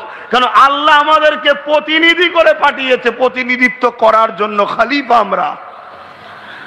আমরা আল্লাহর জমিনের উপরে খিলাফত, খলিফা, রাজত্ব করতে এসেছি। আল্লাহ আমাদেরকে সেই প্রতিনিধিত্ব করার জন্য পাঠিয়েছে। আমরা প্রতিনিধিত্ব ছেড়ে দিয়ে আমরা দাসত্বটাকে বেছে নিয়েছি, গোলামীর জিন্দেগিকে বাছিয়ে নিয়েছি, গা বেচিয়ে চলাটাকে পছন্দ করেছি। ঝামেলাই নেই বাবা, ওখানে অন্যায় হচ্ছে বলতে গেলে সমস্যা হবে, আরে মেলা হচ্ছে হোক গে যাক, আরে বাইজি নাচ হচ্ছে হোক গে যাক, আরো কি কমনে সব বলেন না, মুসলিম এলাকার আশপাশে শুরু হচ্ছে না হয়নি? দেখে দেখে দেখে দেখে ঠিক টেনে টেনে টেনে টেনে মুসলিম এলাকা নিয়ে যাচ্ছে। আর ফুরফুরা শরীফে তোমরা খেয়াল করে দেখো, এটা কারো মাথায় ঢুকবে না, আল্লাহ আমার মাথায় ঢুকিয়েছে। ফুরফুরা শরীফের দিকে খেয়াল করে দেখো, চতুর্দিকে মদের দোকান দিয়ে ঘেরা হচ্ছে, ফুরফুরাকে আরো কিছু দিয়ে ঘেরা হচ্ছে। খেয়াল করে দেখো, দেখো না, খেয়াল কর। কিন্তু বুঝবে কজন? আর যেদিন বুঝবে সেদিন অনেক দেরি হয়ে যাবে। যেমন একটা কথা প্রায় জায়গায় বলি, ওই একদল লোক একটু একটু সাইডে যাচ্ছি, অসুবিধা হচ্ছে না আমার আলোচনায়? আপনাদের অসুবিধা হচ্ছে না? খিদে পেয়ে গেছে? আবারও গাছে কমিটি কারা? আবারও গাছে বড় খাসি না ছোট খাসি? বড় খাসি। মুসলমান জলসা করে, মুরগির বিরিয়ানি করে। হাই রে কপাল, খেয়ে দে কাজ নেই, পোল্ট্রি মুরগি খাওয়াচ্ছে। আরে যে পশু খায় সে পশুর ফসলত ঢোকে। পোল্ট্রি খেয়ে খেয়ে আমরা পোল্ট্রি টাইপের হয়ে গেছি।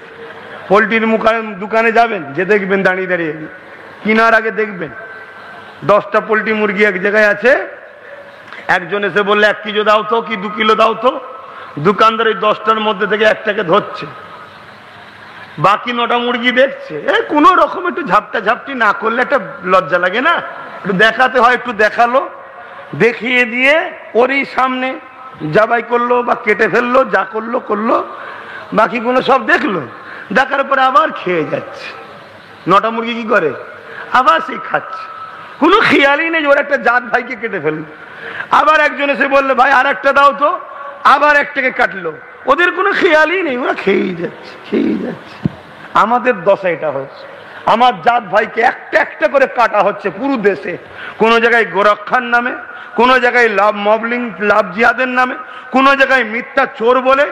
আমার পশ্চিম বাংলায় সেকেন্ডার বলে নাকি মোবাইল চুরি করেছে, ডিল মেশিন দিয়ে তার এই জায়গার হাড়কে ফুটো করেছে টিএমসির লোকেরা কলকাতায়। শুনছেন না শোনেন না? বললেন নাম বললেন কেন? না এরা তো মুসলিম দরদি সমাজে প্রচার আছে, ওই জন্য নাম বললাম। সবাই জানে টিএমসি মানে মুসলিম দরদি তো, নাকি এই প্রচারটা আছে না নাই, ওই জন্য নামটা বললাম। কেন্দ্র সরকার আমাদের দুশ্মন সবাই জানে, তার নাম বলার দরকার নেই। আরে সাপ কামড়ালে ছবি হয়ে যাবে, এটা সবাই জানে। কিন্তু আজকে কুকুর পুষছ, ওই কুকুর যদি লালাওয়ালা হয়ে কামড়ায়, পানি দেখলেও ছটফট করে লাফাবে, দোদগে দোদগে মরবে। অতএব সাপ হচ্ছে ওইখানে, এ হলো সেই কোয়ালিটির, এ দোদগে দোদগে মারছে। শুনছেন তো নাকি? কিন্তু আমার কম বুঝবে কোথায়, আমার কম বলবে এই হুজুরটা ভালো নয়। তো ভালো নয় যখন নিতে হবে না, দিন এসে গেছে এবারে সাইজ করার। আমি তো বলেছিলাম গত 1 বছর 7 মাস চলছে, 1 বছর 7 মাস আগে বলেছিলাম 3 বছর সময় দিচ্ছি, চোখ দিয়ে পানি নয় খুন বেরোবে। আমার তো মনে হয় 1 বছর বাড়তি দিয়ে ফেলেছি।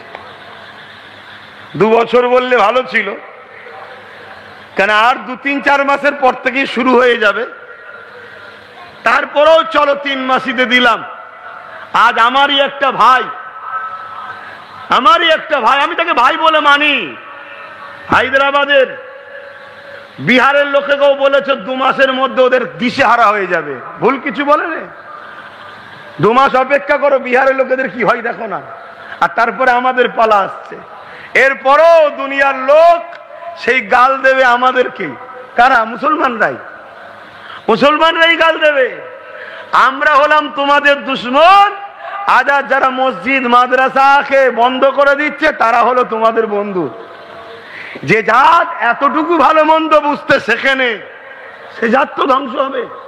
তবে ইসলাম নয়, এটা কথার মধ্যে যেন কেউ ঢুকাওনি যে ইসলাম শেষ হয়ে যাবে। না না না না না, अरे ऐसा कोई माँ ने बच्चा जना ही नहीं दिया इस्लाम को कोई खत्म कर सके।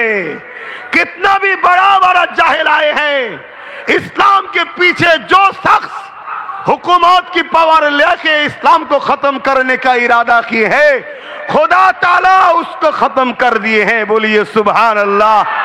आज देखो ना, चिंगिस खान 1 करोड़ से भी ज्यादा मुसलमान को खत्म किए थे, 1 लाख से भी ज्यादा उलमा को हत्या किए थे, फिर भी चिंगिस खान का कोई रिश्तेदार नहीं है। मगर मुसलमान पूरा पृथ्वी मुल्क में 200 करोड़ से भी ज्यादा है। बोलिए सुभान अल्लाह। হালাকু খান নাম শুনেন নে? রক্ত লাল করে দিয়েছে দাজলা নদীকে, এত মেরেছে। মুসলমানদের মাথার খুলি দিয়ে বড় বড় রাজপ্রাসাদ তৈরি করেছে, এত মেরেছে মুসলমানকে। কিন্তু ইসলামকে মিটাতে পারেনি। বুশ নাম শুনেছেন তো? চেয়েছিল ইসলামকে মিটাবো, মিটাতে পেরেছে? পারেনি। কিন্তু আমার তোমার কর্মের ফলের জন্য আমি তুমি মরবো কেন? আমি তুমি তাদের চাল ছড়ানোতে মুরগির মতো খেতে যায়, তারা তো ঝুড়িতে ধরেই আমাকে জবাই করবে। ভাই কথা মাথায় ঢুকছে? বোঝার যদি হও বোঝো, আর না হয় কি করতে পারি। হ্যাঁ, যে কথা বলতে গিয়ে চলে গেলাম, এই উদাহরণটা একটু দিয়ে দিই, এতে অনেক শিক্ষণীয় কথা আছে। একদল বন্ধু পিকনিক করতে গেছে, ঘর থেকে একটু বাইরে জঙ্গলে পার্কে পিকনিক করতে গেছে। তা আগুন জ্বালিয়ে পাত্রে কলের ফ্রেশ পানি দিয়েছে। কলের পানি দেখবেন ঠান্ডা হয়, ফ্রেশ পানি দিয়েছে। একটা ব্যাঙ পাশ দিয়ে যাচ্ছিল, লাভ মেরে হাড়ির মধ্যে পড়ে গেছে। ঠান্ডা পানি দেখে বড় ভালো লাগছে, ঘুরছে, খুব আনন্দে ঘুরছে, খুব খুশিতে ঘুরছে। কিছুক্ষণ পরে পানিটা হালকা গরম হয়েছে। ব্যাঙটা ভাবছে হয়তো আমি এতক্ষণ লাফালাফি করলাম, তাই হয়তো পানিটা একটু গরম হতে পারে। তা চলো, ভালো লাগছে, আবার লাফালাফি করছে, আর একটু পর আর একটু গরম হয়েছে। তখনও ব্যাংকটা ভাবছে যাই হোক, শোয়ে তো নিচ্ছি, অসুবিধে কি আছে, অসুবিধে কি আছে। আর একটু পরে আরো গরম বেড়েছে। তখন ব্যাঙের বুদ্ধি হয়েছে যে পানি আমার নয়, কি করতে হবে, বেরোতে হবে। কিন্তু আর বেরোতে পারছে না, কারণ সময় দেরি হয়ে গেছে। গরম জিনিস মানুষের এনার্জিকে লস করে। আমরা গরমে দেখবেন ক্লান্ত হয়ে যায়, ঘাম বেরোলেই শরীর দুর্বল হয়। ওই গরম ব্যাঙের শক্তিকে টেনে টেনে দুর্বল করে দিয়েছে, ও আর বেরোতে পারলো না। প্রথম যখন হালকা গরম হয়েছিল তখন যদি লাভ মারত, বেরিয়ে যেত, তাই তো নাকি? তখনই আমার বুঝে লিয়া দরকার ছিল, যেদিন বলেছিল কোরআন শেষ হয়ে যাবে আমার উন্নতি শেষ হবে না, সেই দিন বুঝে লিয়া দরকার ছিল, আমাদের নয়। কিন্তু আমরা বুঝিনি, আমরা ভাবলাম ও বোঝে না, বেখেয়ালে বলে ফেলেছ।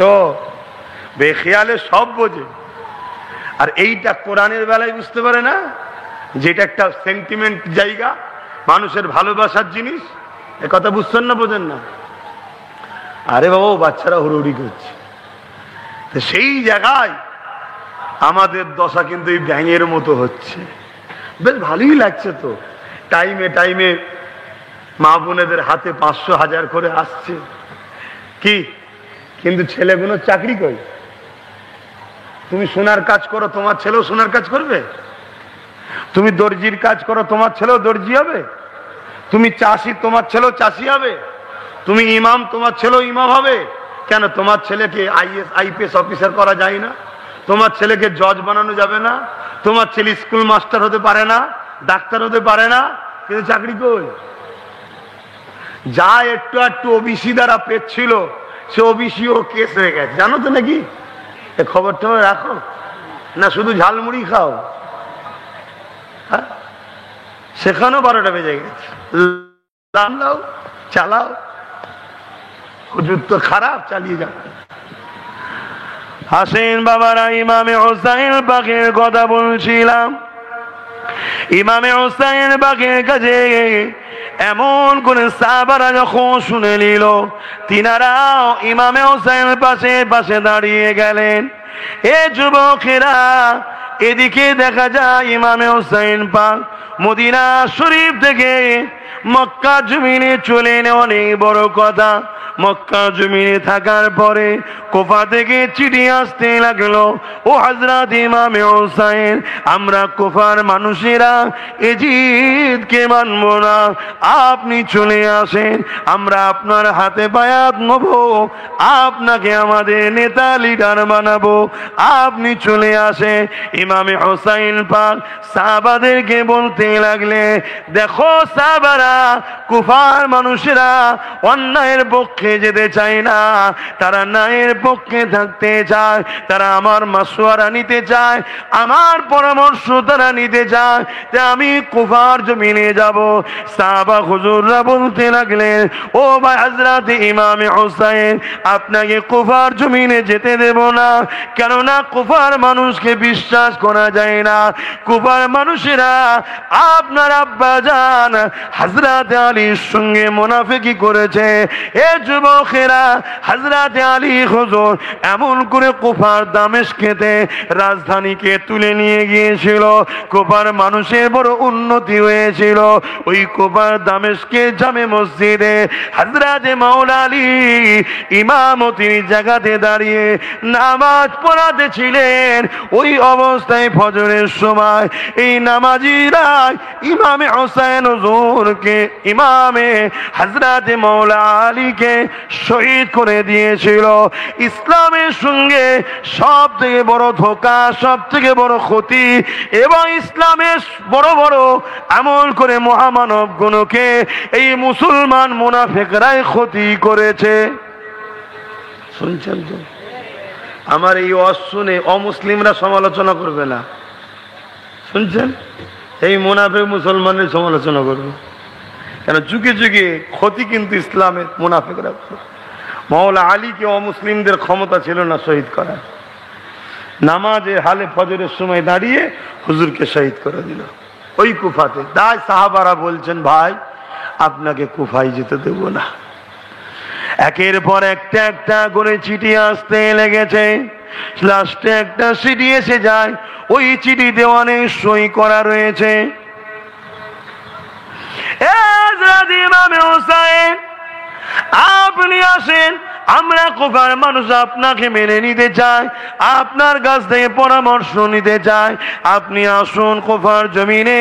আর যদি না আসেন, কিয়ামতের দিনে নানা জানের কাছে আপনার বিরুদ্ধে নালিশ জানাবো। ইমামে হোসেন বা সাহাবাদেরকে বললেন, ভাইরা আমাকে যেতে হবে, কেননা তারা এতজন মানুষ সিগনেচার করেছে। হক কথা যখন তারা জানতে চায়, আমার দায়িত্ব তাদেরকে হকের মেসেজ দেওয়া। এই সময় ইমামে হোসেন পাক যাবার জন্য যখন ইরাদা ঠিক করে নিলেন, সাহাবা হুজুররা বলতে লাগলেন, ভাই যখন আপনি যেতেই চান তাহলে এক কাজ করেন, প্রথমে আপনি হযরতে মুসলিম হুজুরকে পাঠিয়ে দেন, কাউকে একজনকে পাঠান, তিনি আগে যে পরিস্থিতিটা দেখে আপনাকে চিঠি করবে, তারপরে আপনি যাবেন। হযরত ইমামে মুসলিম হুজুরকে পাঠিয়ে দেয়া হলো। হুজুরের সাথে নিজের দুই সন্তান ছিল, ওই সন্তান দুটো মুহাম্মদ ইব্রাহিম, দুই বাচ্চাকে নিয়ে ইমামে মুসলিম হুজুর কুফা দিয়ে রওনা দিলে। অনেক বড় কথা, কুফার জমিনে পৌঁছে গেলে কুফার মানুষেরা ইমামে মুসলিম হুজুরকে পেয়ে বড় আনন্দ প্রকাশ করতে লাগলো। ইমামে মুসলিম হুজুরের হাতে 40,000 কুফাবাসী বায়াত হয়ে যায়। 40,000। এই আনন্দ, এই অ্যাকসেপ্ট, এই ভালোবাসা দেখে ইমাম মুসলিম হুজুর চিঠি লিখছে, ভাই এখানের পরিস্থিতি ভালো, মানুষ সত্যিই আপনাকে চাইছে, মানুষ সত্যিই আপনাকে চাইছে। আমিও কোনো কাজ করার আগে আমার ভালোবাসার মানুষদের সঙ্গে পরামর্শ নিয়ে তারপরে করি, কিন্তু ভালোবাসার মানুষরা পরামর্শ দেবে এক, আর পিছনে যদি করে আর, তাহলে তারাও কুফার মানুষের মতো হবে। ঠিক না বে ঠিক গো? তবে আমার ভালোবাসার মানুষরা আমার সঙ্গে ধোঁকা দেয়নি। আমি নিজে 100% বিশ্বাসী, আমার ভালোবাসার মানুষরা আমার সঙ্গে ধোঁকা দেয়নি। কি করবে, বেচারিটা নতুন মানুষ তো, চুরি হয়ে গেছে, বুঝতে পারেনি, কিন্তু মানুষ আমার সাথ দিয়েছে। তবে ছেলেরা আগের থেকে অনেক প্রস্তুত, চোর ধরার জন্য ট্রেনিংও চলছে, তাই তো নাকি গো? চোর ধরতে হবে, চোর ধরলে দেখবে সব ঠিক হয়ে যাবে। আল্লাহ আমাদেরকে অনেক পাওয়ার দিয়েছে, অনেক সম্মানিত করেছে। ইমামে হোসেন হুজুরের পক্ষ থেকে মুসলিম হুজুর বায়াত নিলেন। চিঠি চলে এলো, চিঠি রওনা হলো, এদিকে পজিশন আলাদা হয়ে গেল। নোমান বিন বাসির বলে তখন কুফার গভর্নর ছিল, তিনি বড় নরম দিলের লোক ছিল, তিনি আহলে রাসূলের সঙ্গে বিরোধী করতে চাইনি। তাই নোমান বিন বাসিরকে চেঞ্জ করে মারওয়ান নামক এক জালিম জাহান্নামের কুকুরকে এজিদ কুফার গভর্নর করে দিল। সে অনেক এসে অত্যাচার শুরু করলো, এমনকি ইমাম মুসলিম হুজুরকে যারা ধরে দেবে তাদের জন্য পুরস্কার করে দিল, এত অর্থ দেওয়া হবে। যারাই কলমা পড়ে বায়াত হয়েছিল তাদের মধ্যে অনেকে, সবাই না, অনেকে ইমাম মুসলিম হুজুরকে খুঁজে বেড়াচ্ছে পয়সা নেবে বলে। শুনছেন? মুসলমান তো নাকি? তো এই ওয়াজটা, এই ইতিহাসটা আমরা পড়েছি না পড়িনি? বলবেন তো? এই যে লোক বসে আছে বা বিভিন্ন জায়গায় যাচ্ছি, আমরাও তো জানি এ মুসলমানদের মধ্যে থেকে এমনও মুসলমান আছে কাল আমাদের ক্ষতি করার জন্য পয়সা পেলে আমাদের পিছনে লেগে যাবে। আমরা জেনে শুনেই হক কথা বলছি, জেনে শুনেই বলছি। কেন? আমি জানি আমার তকদিরে যেটা আছে ওটাকে আমি রদ করতে পারবো না, আর আমার তকদিরে যেটা আছে ওটাকে কেউ পাল্টাতে পারবে না। কিন্তু আমাকে পরিচয় দিতে হবে আমি ইমামে হোসাইনের পক্ষে রয়েছি, আমাকে পরিচয় দিতে হবে আমি হক ন্যায়ের পক্ষে রয়েছি। আমার ডিউটি হলো সত্য কথা মানুষকে জানানো, এক কথায় অন্যায়ের বিরুদ্ধে ন্যায়ের পক্ষে দাঁড়াতে হবে। এ যুবকেরা, তরুণেরা, ইমামে মুসলিম হুজুরকে এমন করে ওই কুফার জমিনে আমার নবী পাকের একজন বুজুর্গ সাহাবী ছিলেন, তিনার বাড়িতে ইমাম মুসলিম হুজুর গোপন হয়ে গেলে বাচ্চা দুটোকে অন্য জায়গায় রেখে দিলে।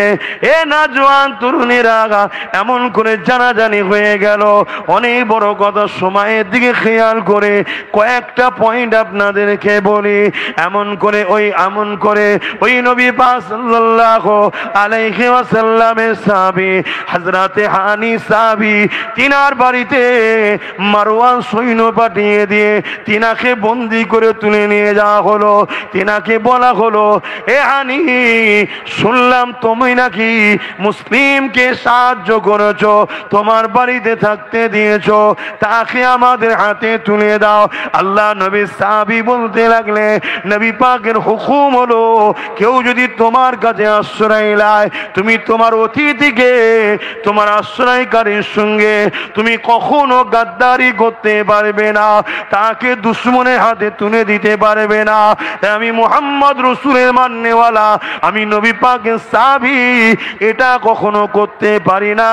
এই কথা শুনে মারওয়ান তার জাল্লাদকে হুকুম করে দিল, জাল্লাদ নবী পাকের সাহাবী কে শহীদ করে দিল। ইন্না লিল্লাহি ওয়া ইন্না ইলাইহি রাজিউন। কিভাবে অত্যাচার করেছে দেখুন। এই খবর যখন হযরতে মুসলিম হুজুর জানতে পেরেছে, তখন তিনি দুঃখিত হলেন, হয়ে দেরি করলেন না, নিজে একাই বেরিয়ে পড়লেন। 40,000 লোক আর কেউ পাশে নেই। আল্লাহ, একাই বেরিয়ে পড়লেন। এই ইতিহাস আমরা পড়িছি ভাই, শুনছেন। আমরা আপনারা পাশে দাঁড়াবেন কি দাঁড়াবেন না ভরসা আমরা রাখি না, আমরা ভরসা রাখি আল্লাহর উপরে। কিন্তু আপনাদেরকে দায়িত্ব হক কথাটা জানাতে হবে। হযরতে মুসলিম হুজুর একা বেরিয়ে পড়লেন। বেরিয়ে পড়ার পর কুফার গভর্নরের অফিসের সামনে তিনি যে আওয়াজ দিল, আসো, কে আছো? নবী বংশের আওলাদের বিরোধী যখন করার এতই শখ, চলে আসো আমি মুসলিমের মোকাবেলা করতে। তোমরা নবী সাহাবীকে মারো, আর তোমরা ওই মুখেই আবার কলেমা পড়ো। তোমাদের মতো মুনাফিকের মোকাবেলায় আমি মুসলিম আগিয়ে এসেছি, আসো, কে আছো? হুজুরের মোকাবেলায় চারিদিক থেকে লোক বেরিয়ে পড়ল। হুজুর একা লড়াই করতে লাগলেন। লড়াই করতে করতে একটা সময় হুজুরকে শহীদ করে দেওয়া হলো। ইন্না লিল্লাহি ওয়া ইন্না ইলাইহি রাজিউন। দুটো বাচ্চা এখনো কোফায় আছে, আর ইমাম হোসেন হুজুর রওনা দিয়ে দিয়েছে। জালিম এজিদের গভর্নর মারওয়ান ঘোষণা করে দিল, বাচ্চা দুটোকে যারা ধরে দেবে অনেক পুরস্কার দেওয়া হবে। এ না জওয়ানেরা, আমার নবী পাকে যেই সাহাবীর বাড়ি বাচ্চা দুটো ছিল, ওই সাহাবী দেখতে লাগলেন এই বাচ্চা দুটোকে কুফায় রাখা বড় নিরাপদ নয়। তাই প্রতিদিন রাত্রিরে কুফা থেকে উটের কাফেলা যায় মদিনা বা মক্কা দিকে ব্যবসা করার জন্য। ওই দুটো বাচ্চা মুহাম্মদ আর ইব্রাহিমকে ওই কাফেলা ধরিয়ে দেয়, আর বলে, বাবারা, তোমরা এই কাফেলার সাথ ছেড়ো না, মক্কা বা মদিনা জমিনে আম্মার কাছে তোমরা পৌঁছে যাবে। দুটো বাচ্চা তখনও জানে না আব্বা জান শহীদ হয়ে গেছে। এ না জওয়ানেরা, তুমি আমি কোথাকারের কে, নবীর খানদানদের ওপরে কি জুলুম হয়েছে দেখো। তুমি আমি যদি গা বেচিয়ে ঘুরে বেরিয়ে মনে করি দুনিয়া তো কামিয়াবি হয়ে যাব, আখিরা তো কামিয়াবি হয়ে যাব, তাহলে তোমাকে একটা ছোট্ট উদাহরণ দেব। আমার ভারতবর্ষে এক ব্যক্তি কোরআনের 26টা আইনের বিরুদ্ধে, 26টা আয়াতের বিরুদ্ধে কেস করেছিল, জানো? কি রেজবি নাম জানো? হ্যাঁ, জানো না? আমি পুরো নাম বলবো না, কেন সব জাহান্নামের কুকুরদের নাম নেওয়া উচিত নয়। পুরো শুনছেন তো নাকি? 26টা আয়াত নাকি কোরআনের সেই বিরুদ্ধে কেস করেছিল, তার সাথ দিয়েছিল একদল লোক, দিয়েছিল না দেয়নি? একদল ভণ্ড দিয়েছিল না দেয়নি? একটু হ্যাঁ কি না বলবেন ধরে বাবা। সে একদিন কি করলে ইসলাম ছেড়েও দিল, আজকে তার কি খবর বলুন বলুন। আজ আমার কিছু কমের ভাইরা মনে করছে আরে সময় হলে আমিও পালিয়ে যাব। আরে শোন বন্ধু, অত সহজ? অত সহজ? ওই রেজবিটাকে দেখে খেয়াল কর কি অবস্থা হচ্ছে। না সে ঘর কা না ঘটকা, ধুপি কা কুত্তা হয়ে গেয়া। কি একটা কথা আছে তো নাকি এরকম? হ্যাঁ, তার দশা এরকম। तौहीदी का डंका आलम में बजवा दिया कमली वाले ने, पी पी के पियाले कौसर के लौटेंगे मजाजी भर भर के। इन्ना आतैना कल कौसर फरमा दिया कमली वाले ने, दीनो मिला ईमानो मिला, पढ़ने के लिए कुरान मिला। जो कुछ देने का था सब कुछ दिलवा दिया कमली वाले ने। बोलो ला इलाहा इल्लल्लाह, ला इलाहा इल्लल्लाह, मुहम्मदुर रसूलुल्लाह। अल्लाहुम्मा सल्ली अला।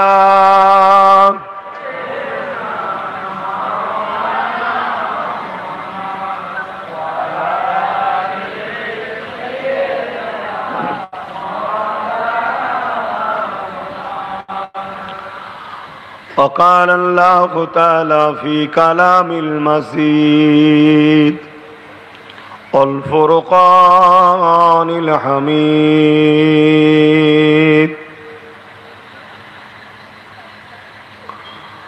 لقد كان لكم في رسول الله أسوة حسنة.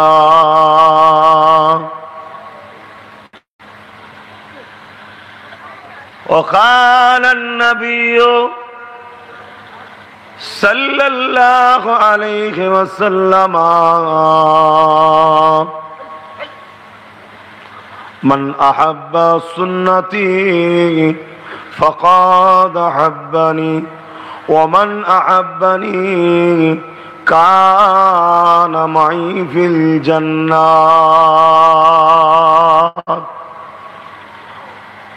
উপস্থিত আমার আব্বা জানেরা, আমার নজওয়ান তরুণীরা, যুবকেরা,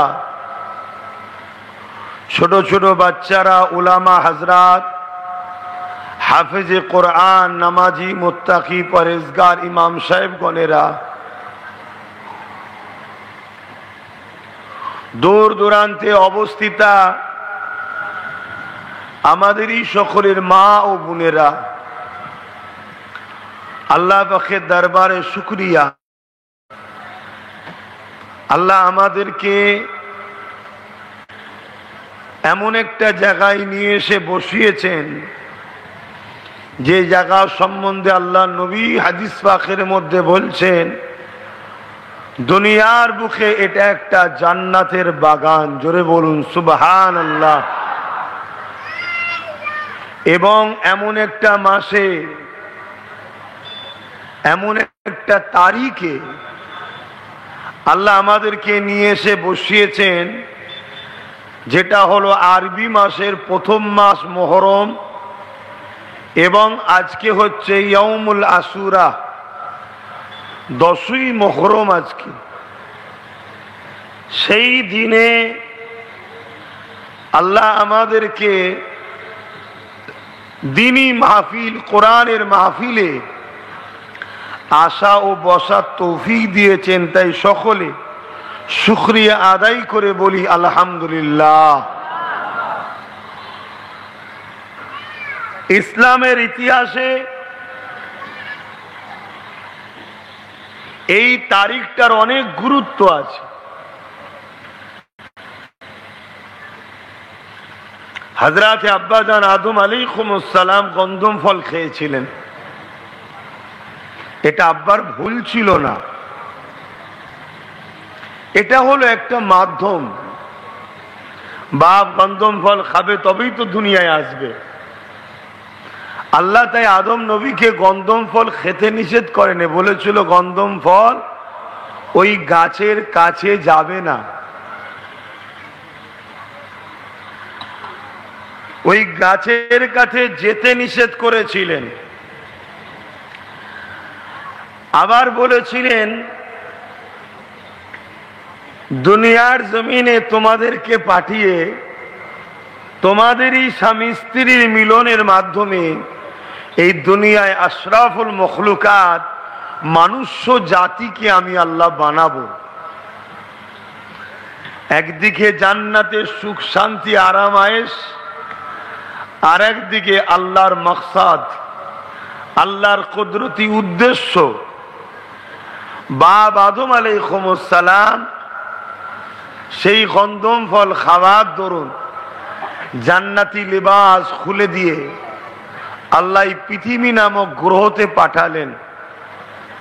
বাপ আদম আলাইহিস সালামকে পাঠিয়েছিলেন জেদ্দা, জাজিরাতুল আরবে, হিন্দুস্তানে, আর মা হাওয়া আলাইহিস সালামকে পাঠিয়েছিলেন জেদ্দায়। দুজনে একে অপরকে খুঁজতে লেগেছে আর আল্লাহর কাছে রোনাজারি করে তওবা করছে, কাঁদছে। এখন প্রশ্ন হতে পারে বাপ যদি ভুলই করেন তো তওবা করে কাঁদছিল কেন? এক মহিলা আমার রাসূল পাক সাল্লাল্লাহু আলাইহি ওয়াসাল্লামের কাছে আসলেন।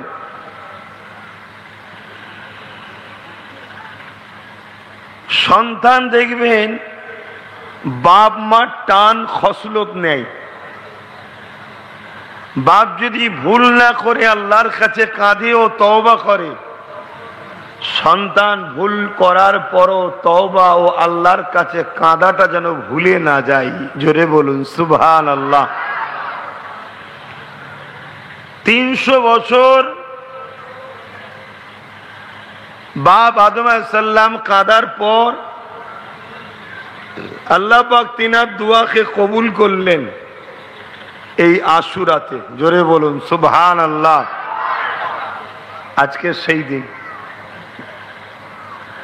আজকের সেই দিন।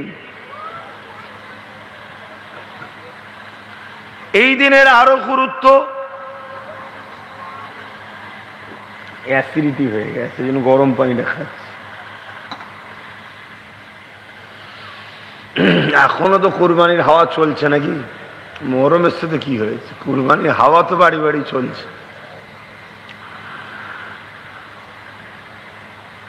হযরতে আব্বাজান ইব্রাহিম আলাইহিস সালাম, যিনাকে নমরুদ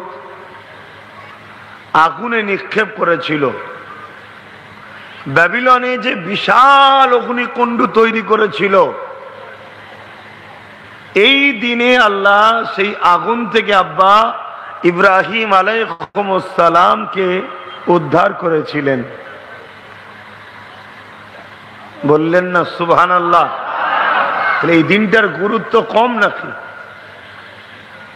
এই দিনেই হযরত मूसा अलैहिस्सलाम बनी इस्राइल कौम के लिए ফেরাউনের অত্যাচার জুলুম থেকে মিশর ছেড়ে রওনা দিচ্ছিলেন, আর পিছনে ফেরাউনের বিশাল বাহিনী, অত্যাচারী জালিম শাসক সৈন্য মিলিটারি ফোর্স নিয়ে मूसा আলাইহিস সালাম ও তিনার উম্মতদের ঘরে শহীদ করে দেবে, কতল করে দেবে, পিছনে ধাওয়া করেছিলেন। একটা সময় ফোরাত নদীর ধারে এসে, নীল নদের ধারে এসে, সামনে বিশাল তুফান নদী, আর পিছনে দেখছে লাখো লাখো হাজার হাজার সৈন্যবাহিনী উলঙ্গ তরোয়াল নিয়ে ফেরাউন আসছে।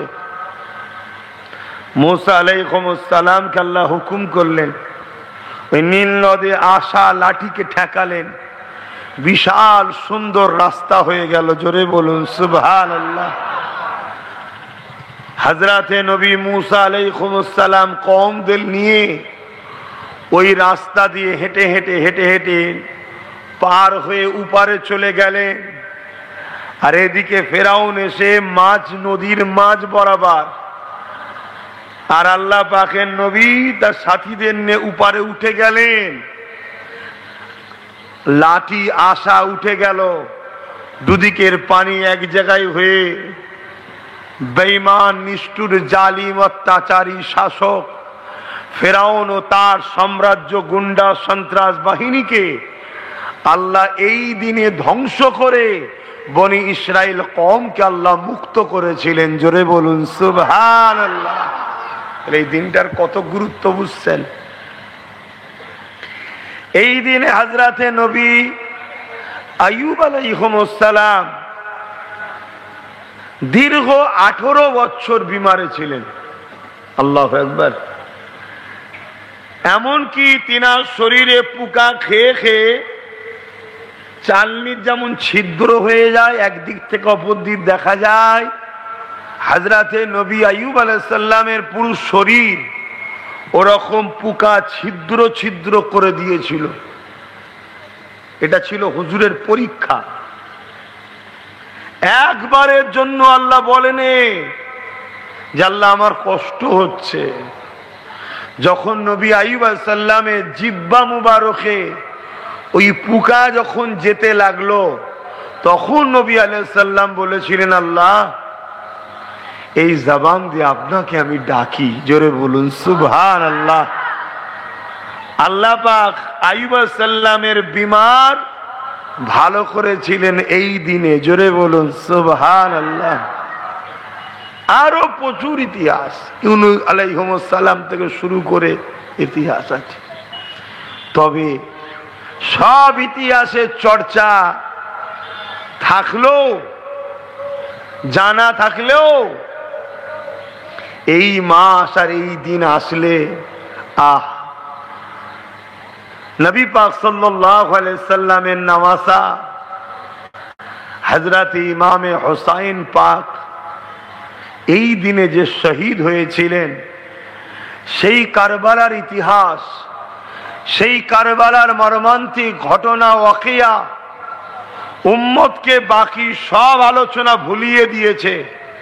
জানা থাকলেও পাশ কাটিয়ে উম্মত এই জিকির হোসাইন বেশি বেশি করে করে থাকে।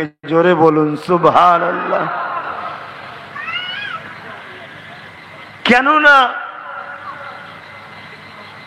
পৃথিবীর ইতিহাসে এত মর্মান্তিক ঘটনা, এত বেদনাদায়ক, এত কষ্টদায়ক আর কখনো ঘটেনি। আব্বাজান হযরত ইব্রাহিম আলাইহিস সালামকে আল্লাহ পরীক্ষা নিয়েছিলেন, তোমার বাচ্চাকে আমার রাস্তায় কুরবানি করো।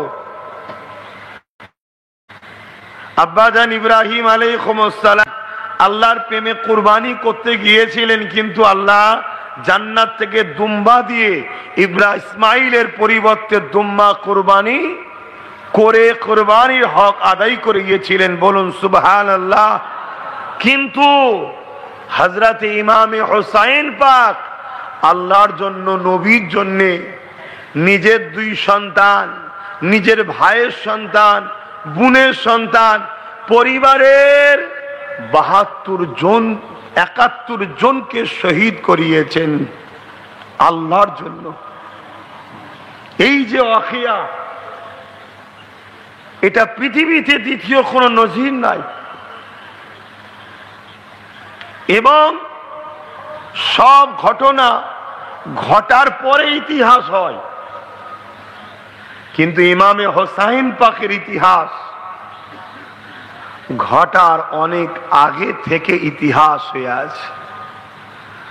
যখন ইমামে হাসান হোসাইন হুজুর ছোট ছোট ছিলেন, জান্নাত থেকে দুটো কাপড় এসেছিল, একটা সবুজ আর একটা লাল।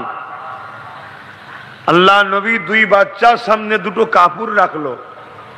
ইমামে হাসান হুজুর সবুজ কাপড়টা নিলেন, আর ইমামে হোসাইন হুজুর লাল কাপড়টা নিলেন।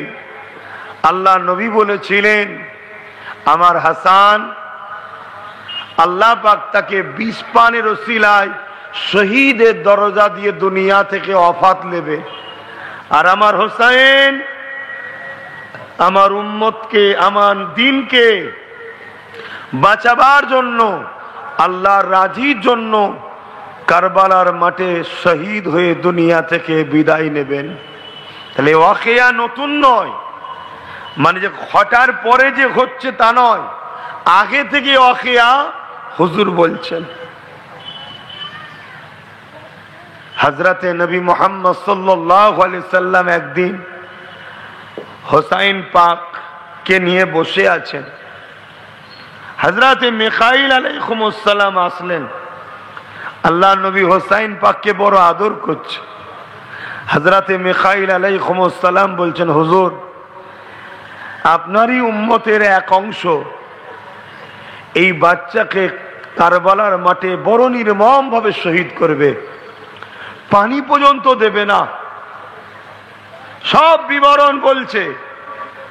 তাহলে শহীদ হওয়ার আগে থেকে কিন্তু ঘটনা ওয়াকিয়া হয়ে আছে।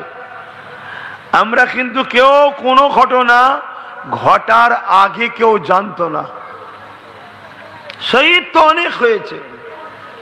নবী পাক সাল্লাল্লাহু আলাইহি সাল্লামের চাচা যান হযরতে হামজা রাদিয়াল্লাহু তাআলা আন, তিনিও শহীদ হয়েছেন।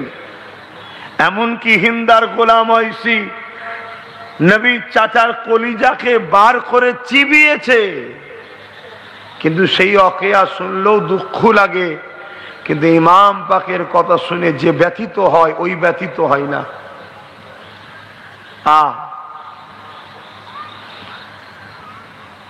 হযরতে মিকাইল আলাইহিস সালাম একটা পাত্রে কিছু মাটি দিলেন, হুজুর এই মাটিটা যেদিন লাল হয়ে যাবে সেদিন আপনার হোসাইন কারবালাতে শহীদ হবে। আল্লাহ নবী তিনারা আলিয়ার কাছে এই মাটিটা দিলেন এবং বললেন, যেদিন এই মাটিটা লাল হবে সেদিন আমার নামাসা হোসাইন কারবালায় শহীদ হবে। সবাই যখন জানে, খাতুনে জান্নাত যখন জানে, মৌলা আলী যখন জানে, সাহাবারা যখন জানে এই বাচ্চাটা বড় হয়ে কারবালায় শহীদ হবে, তো কেউ তো একজন দোয়া তো করা দরকার, যে আল্লাহ এই নির্মম, এই মর্মান্তিক ঘটনা শহীদকে আপনি রুখে দেন, নরমাল মৃত্যু দেন। কেউ কি দোয়া করেছে? কোন ইতিহাস শুনেছেন? যে নবী পাক হাত তুললেই আল্লাহ কবুল করে নেয়, হাত তুলতেও লাগে না, হাত তুলতেও লাগে না। আমার নবী পাক সাল্লাল্লাহু আলাইহি সাল্লাম শুধু দিলে ইরাদা করবে, আল্লাহ সঙ্গে সঙ্গে কবুল করে নেয়। জোরে বলুন সুবহানাল্লাহ। সেই নবী পাক কি কখনো দোয়া চেয়েছে? বলেন না গো। আল্লাহ পাক আমার হোসাইন যেন শহীদ না হয়। কারবালা যে কঠিন মর্মান্তিক ওয়াকিয়া, আমার উম্মতের এক অংশ আমার হোসাইনের উপরে যে জুলুমটা করবে, আমার হোসাইনের উপরে যে অত্যাচার করবে, এ আল্লাহ আমার হোসাইন এই অত্যাচার কষ্ট সহ্য বড় কষ্ট হবে। তাই আল্লাহ এই ওয়াকিয়াটাকে আপনি বাতিল করে দেন। আমার হোসাইনের জন্য আমি দোয়া চাই, আল্লাহ আপনি এই কাজ, এই শহীদটাকে আপনি বন্ধ করে দেন। এমনকি দোয়া চেয়েছে নবী, কি গো চাইলে কবুল হতো না? হতো না? কথা বলেন।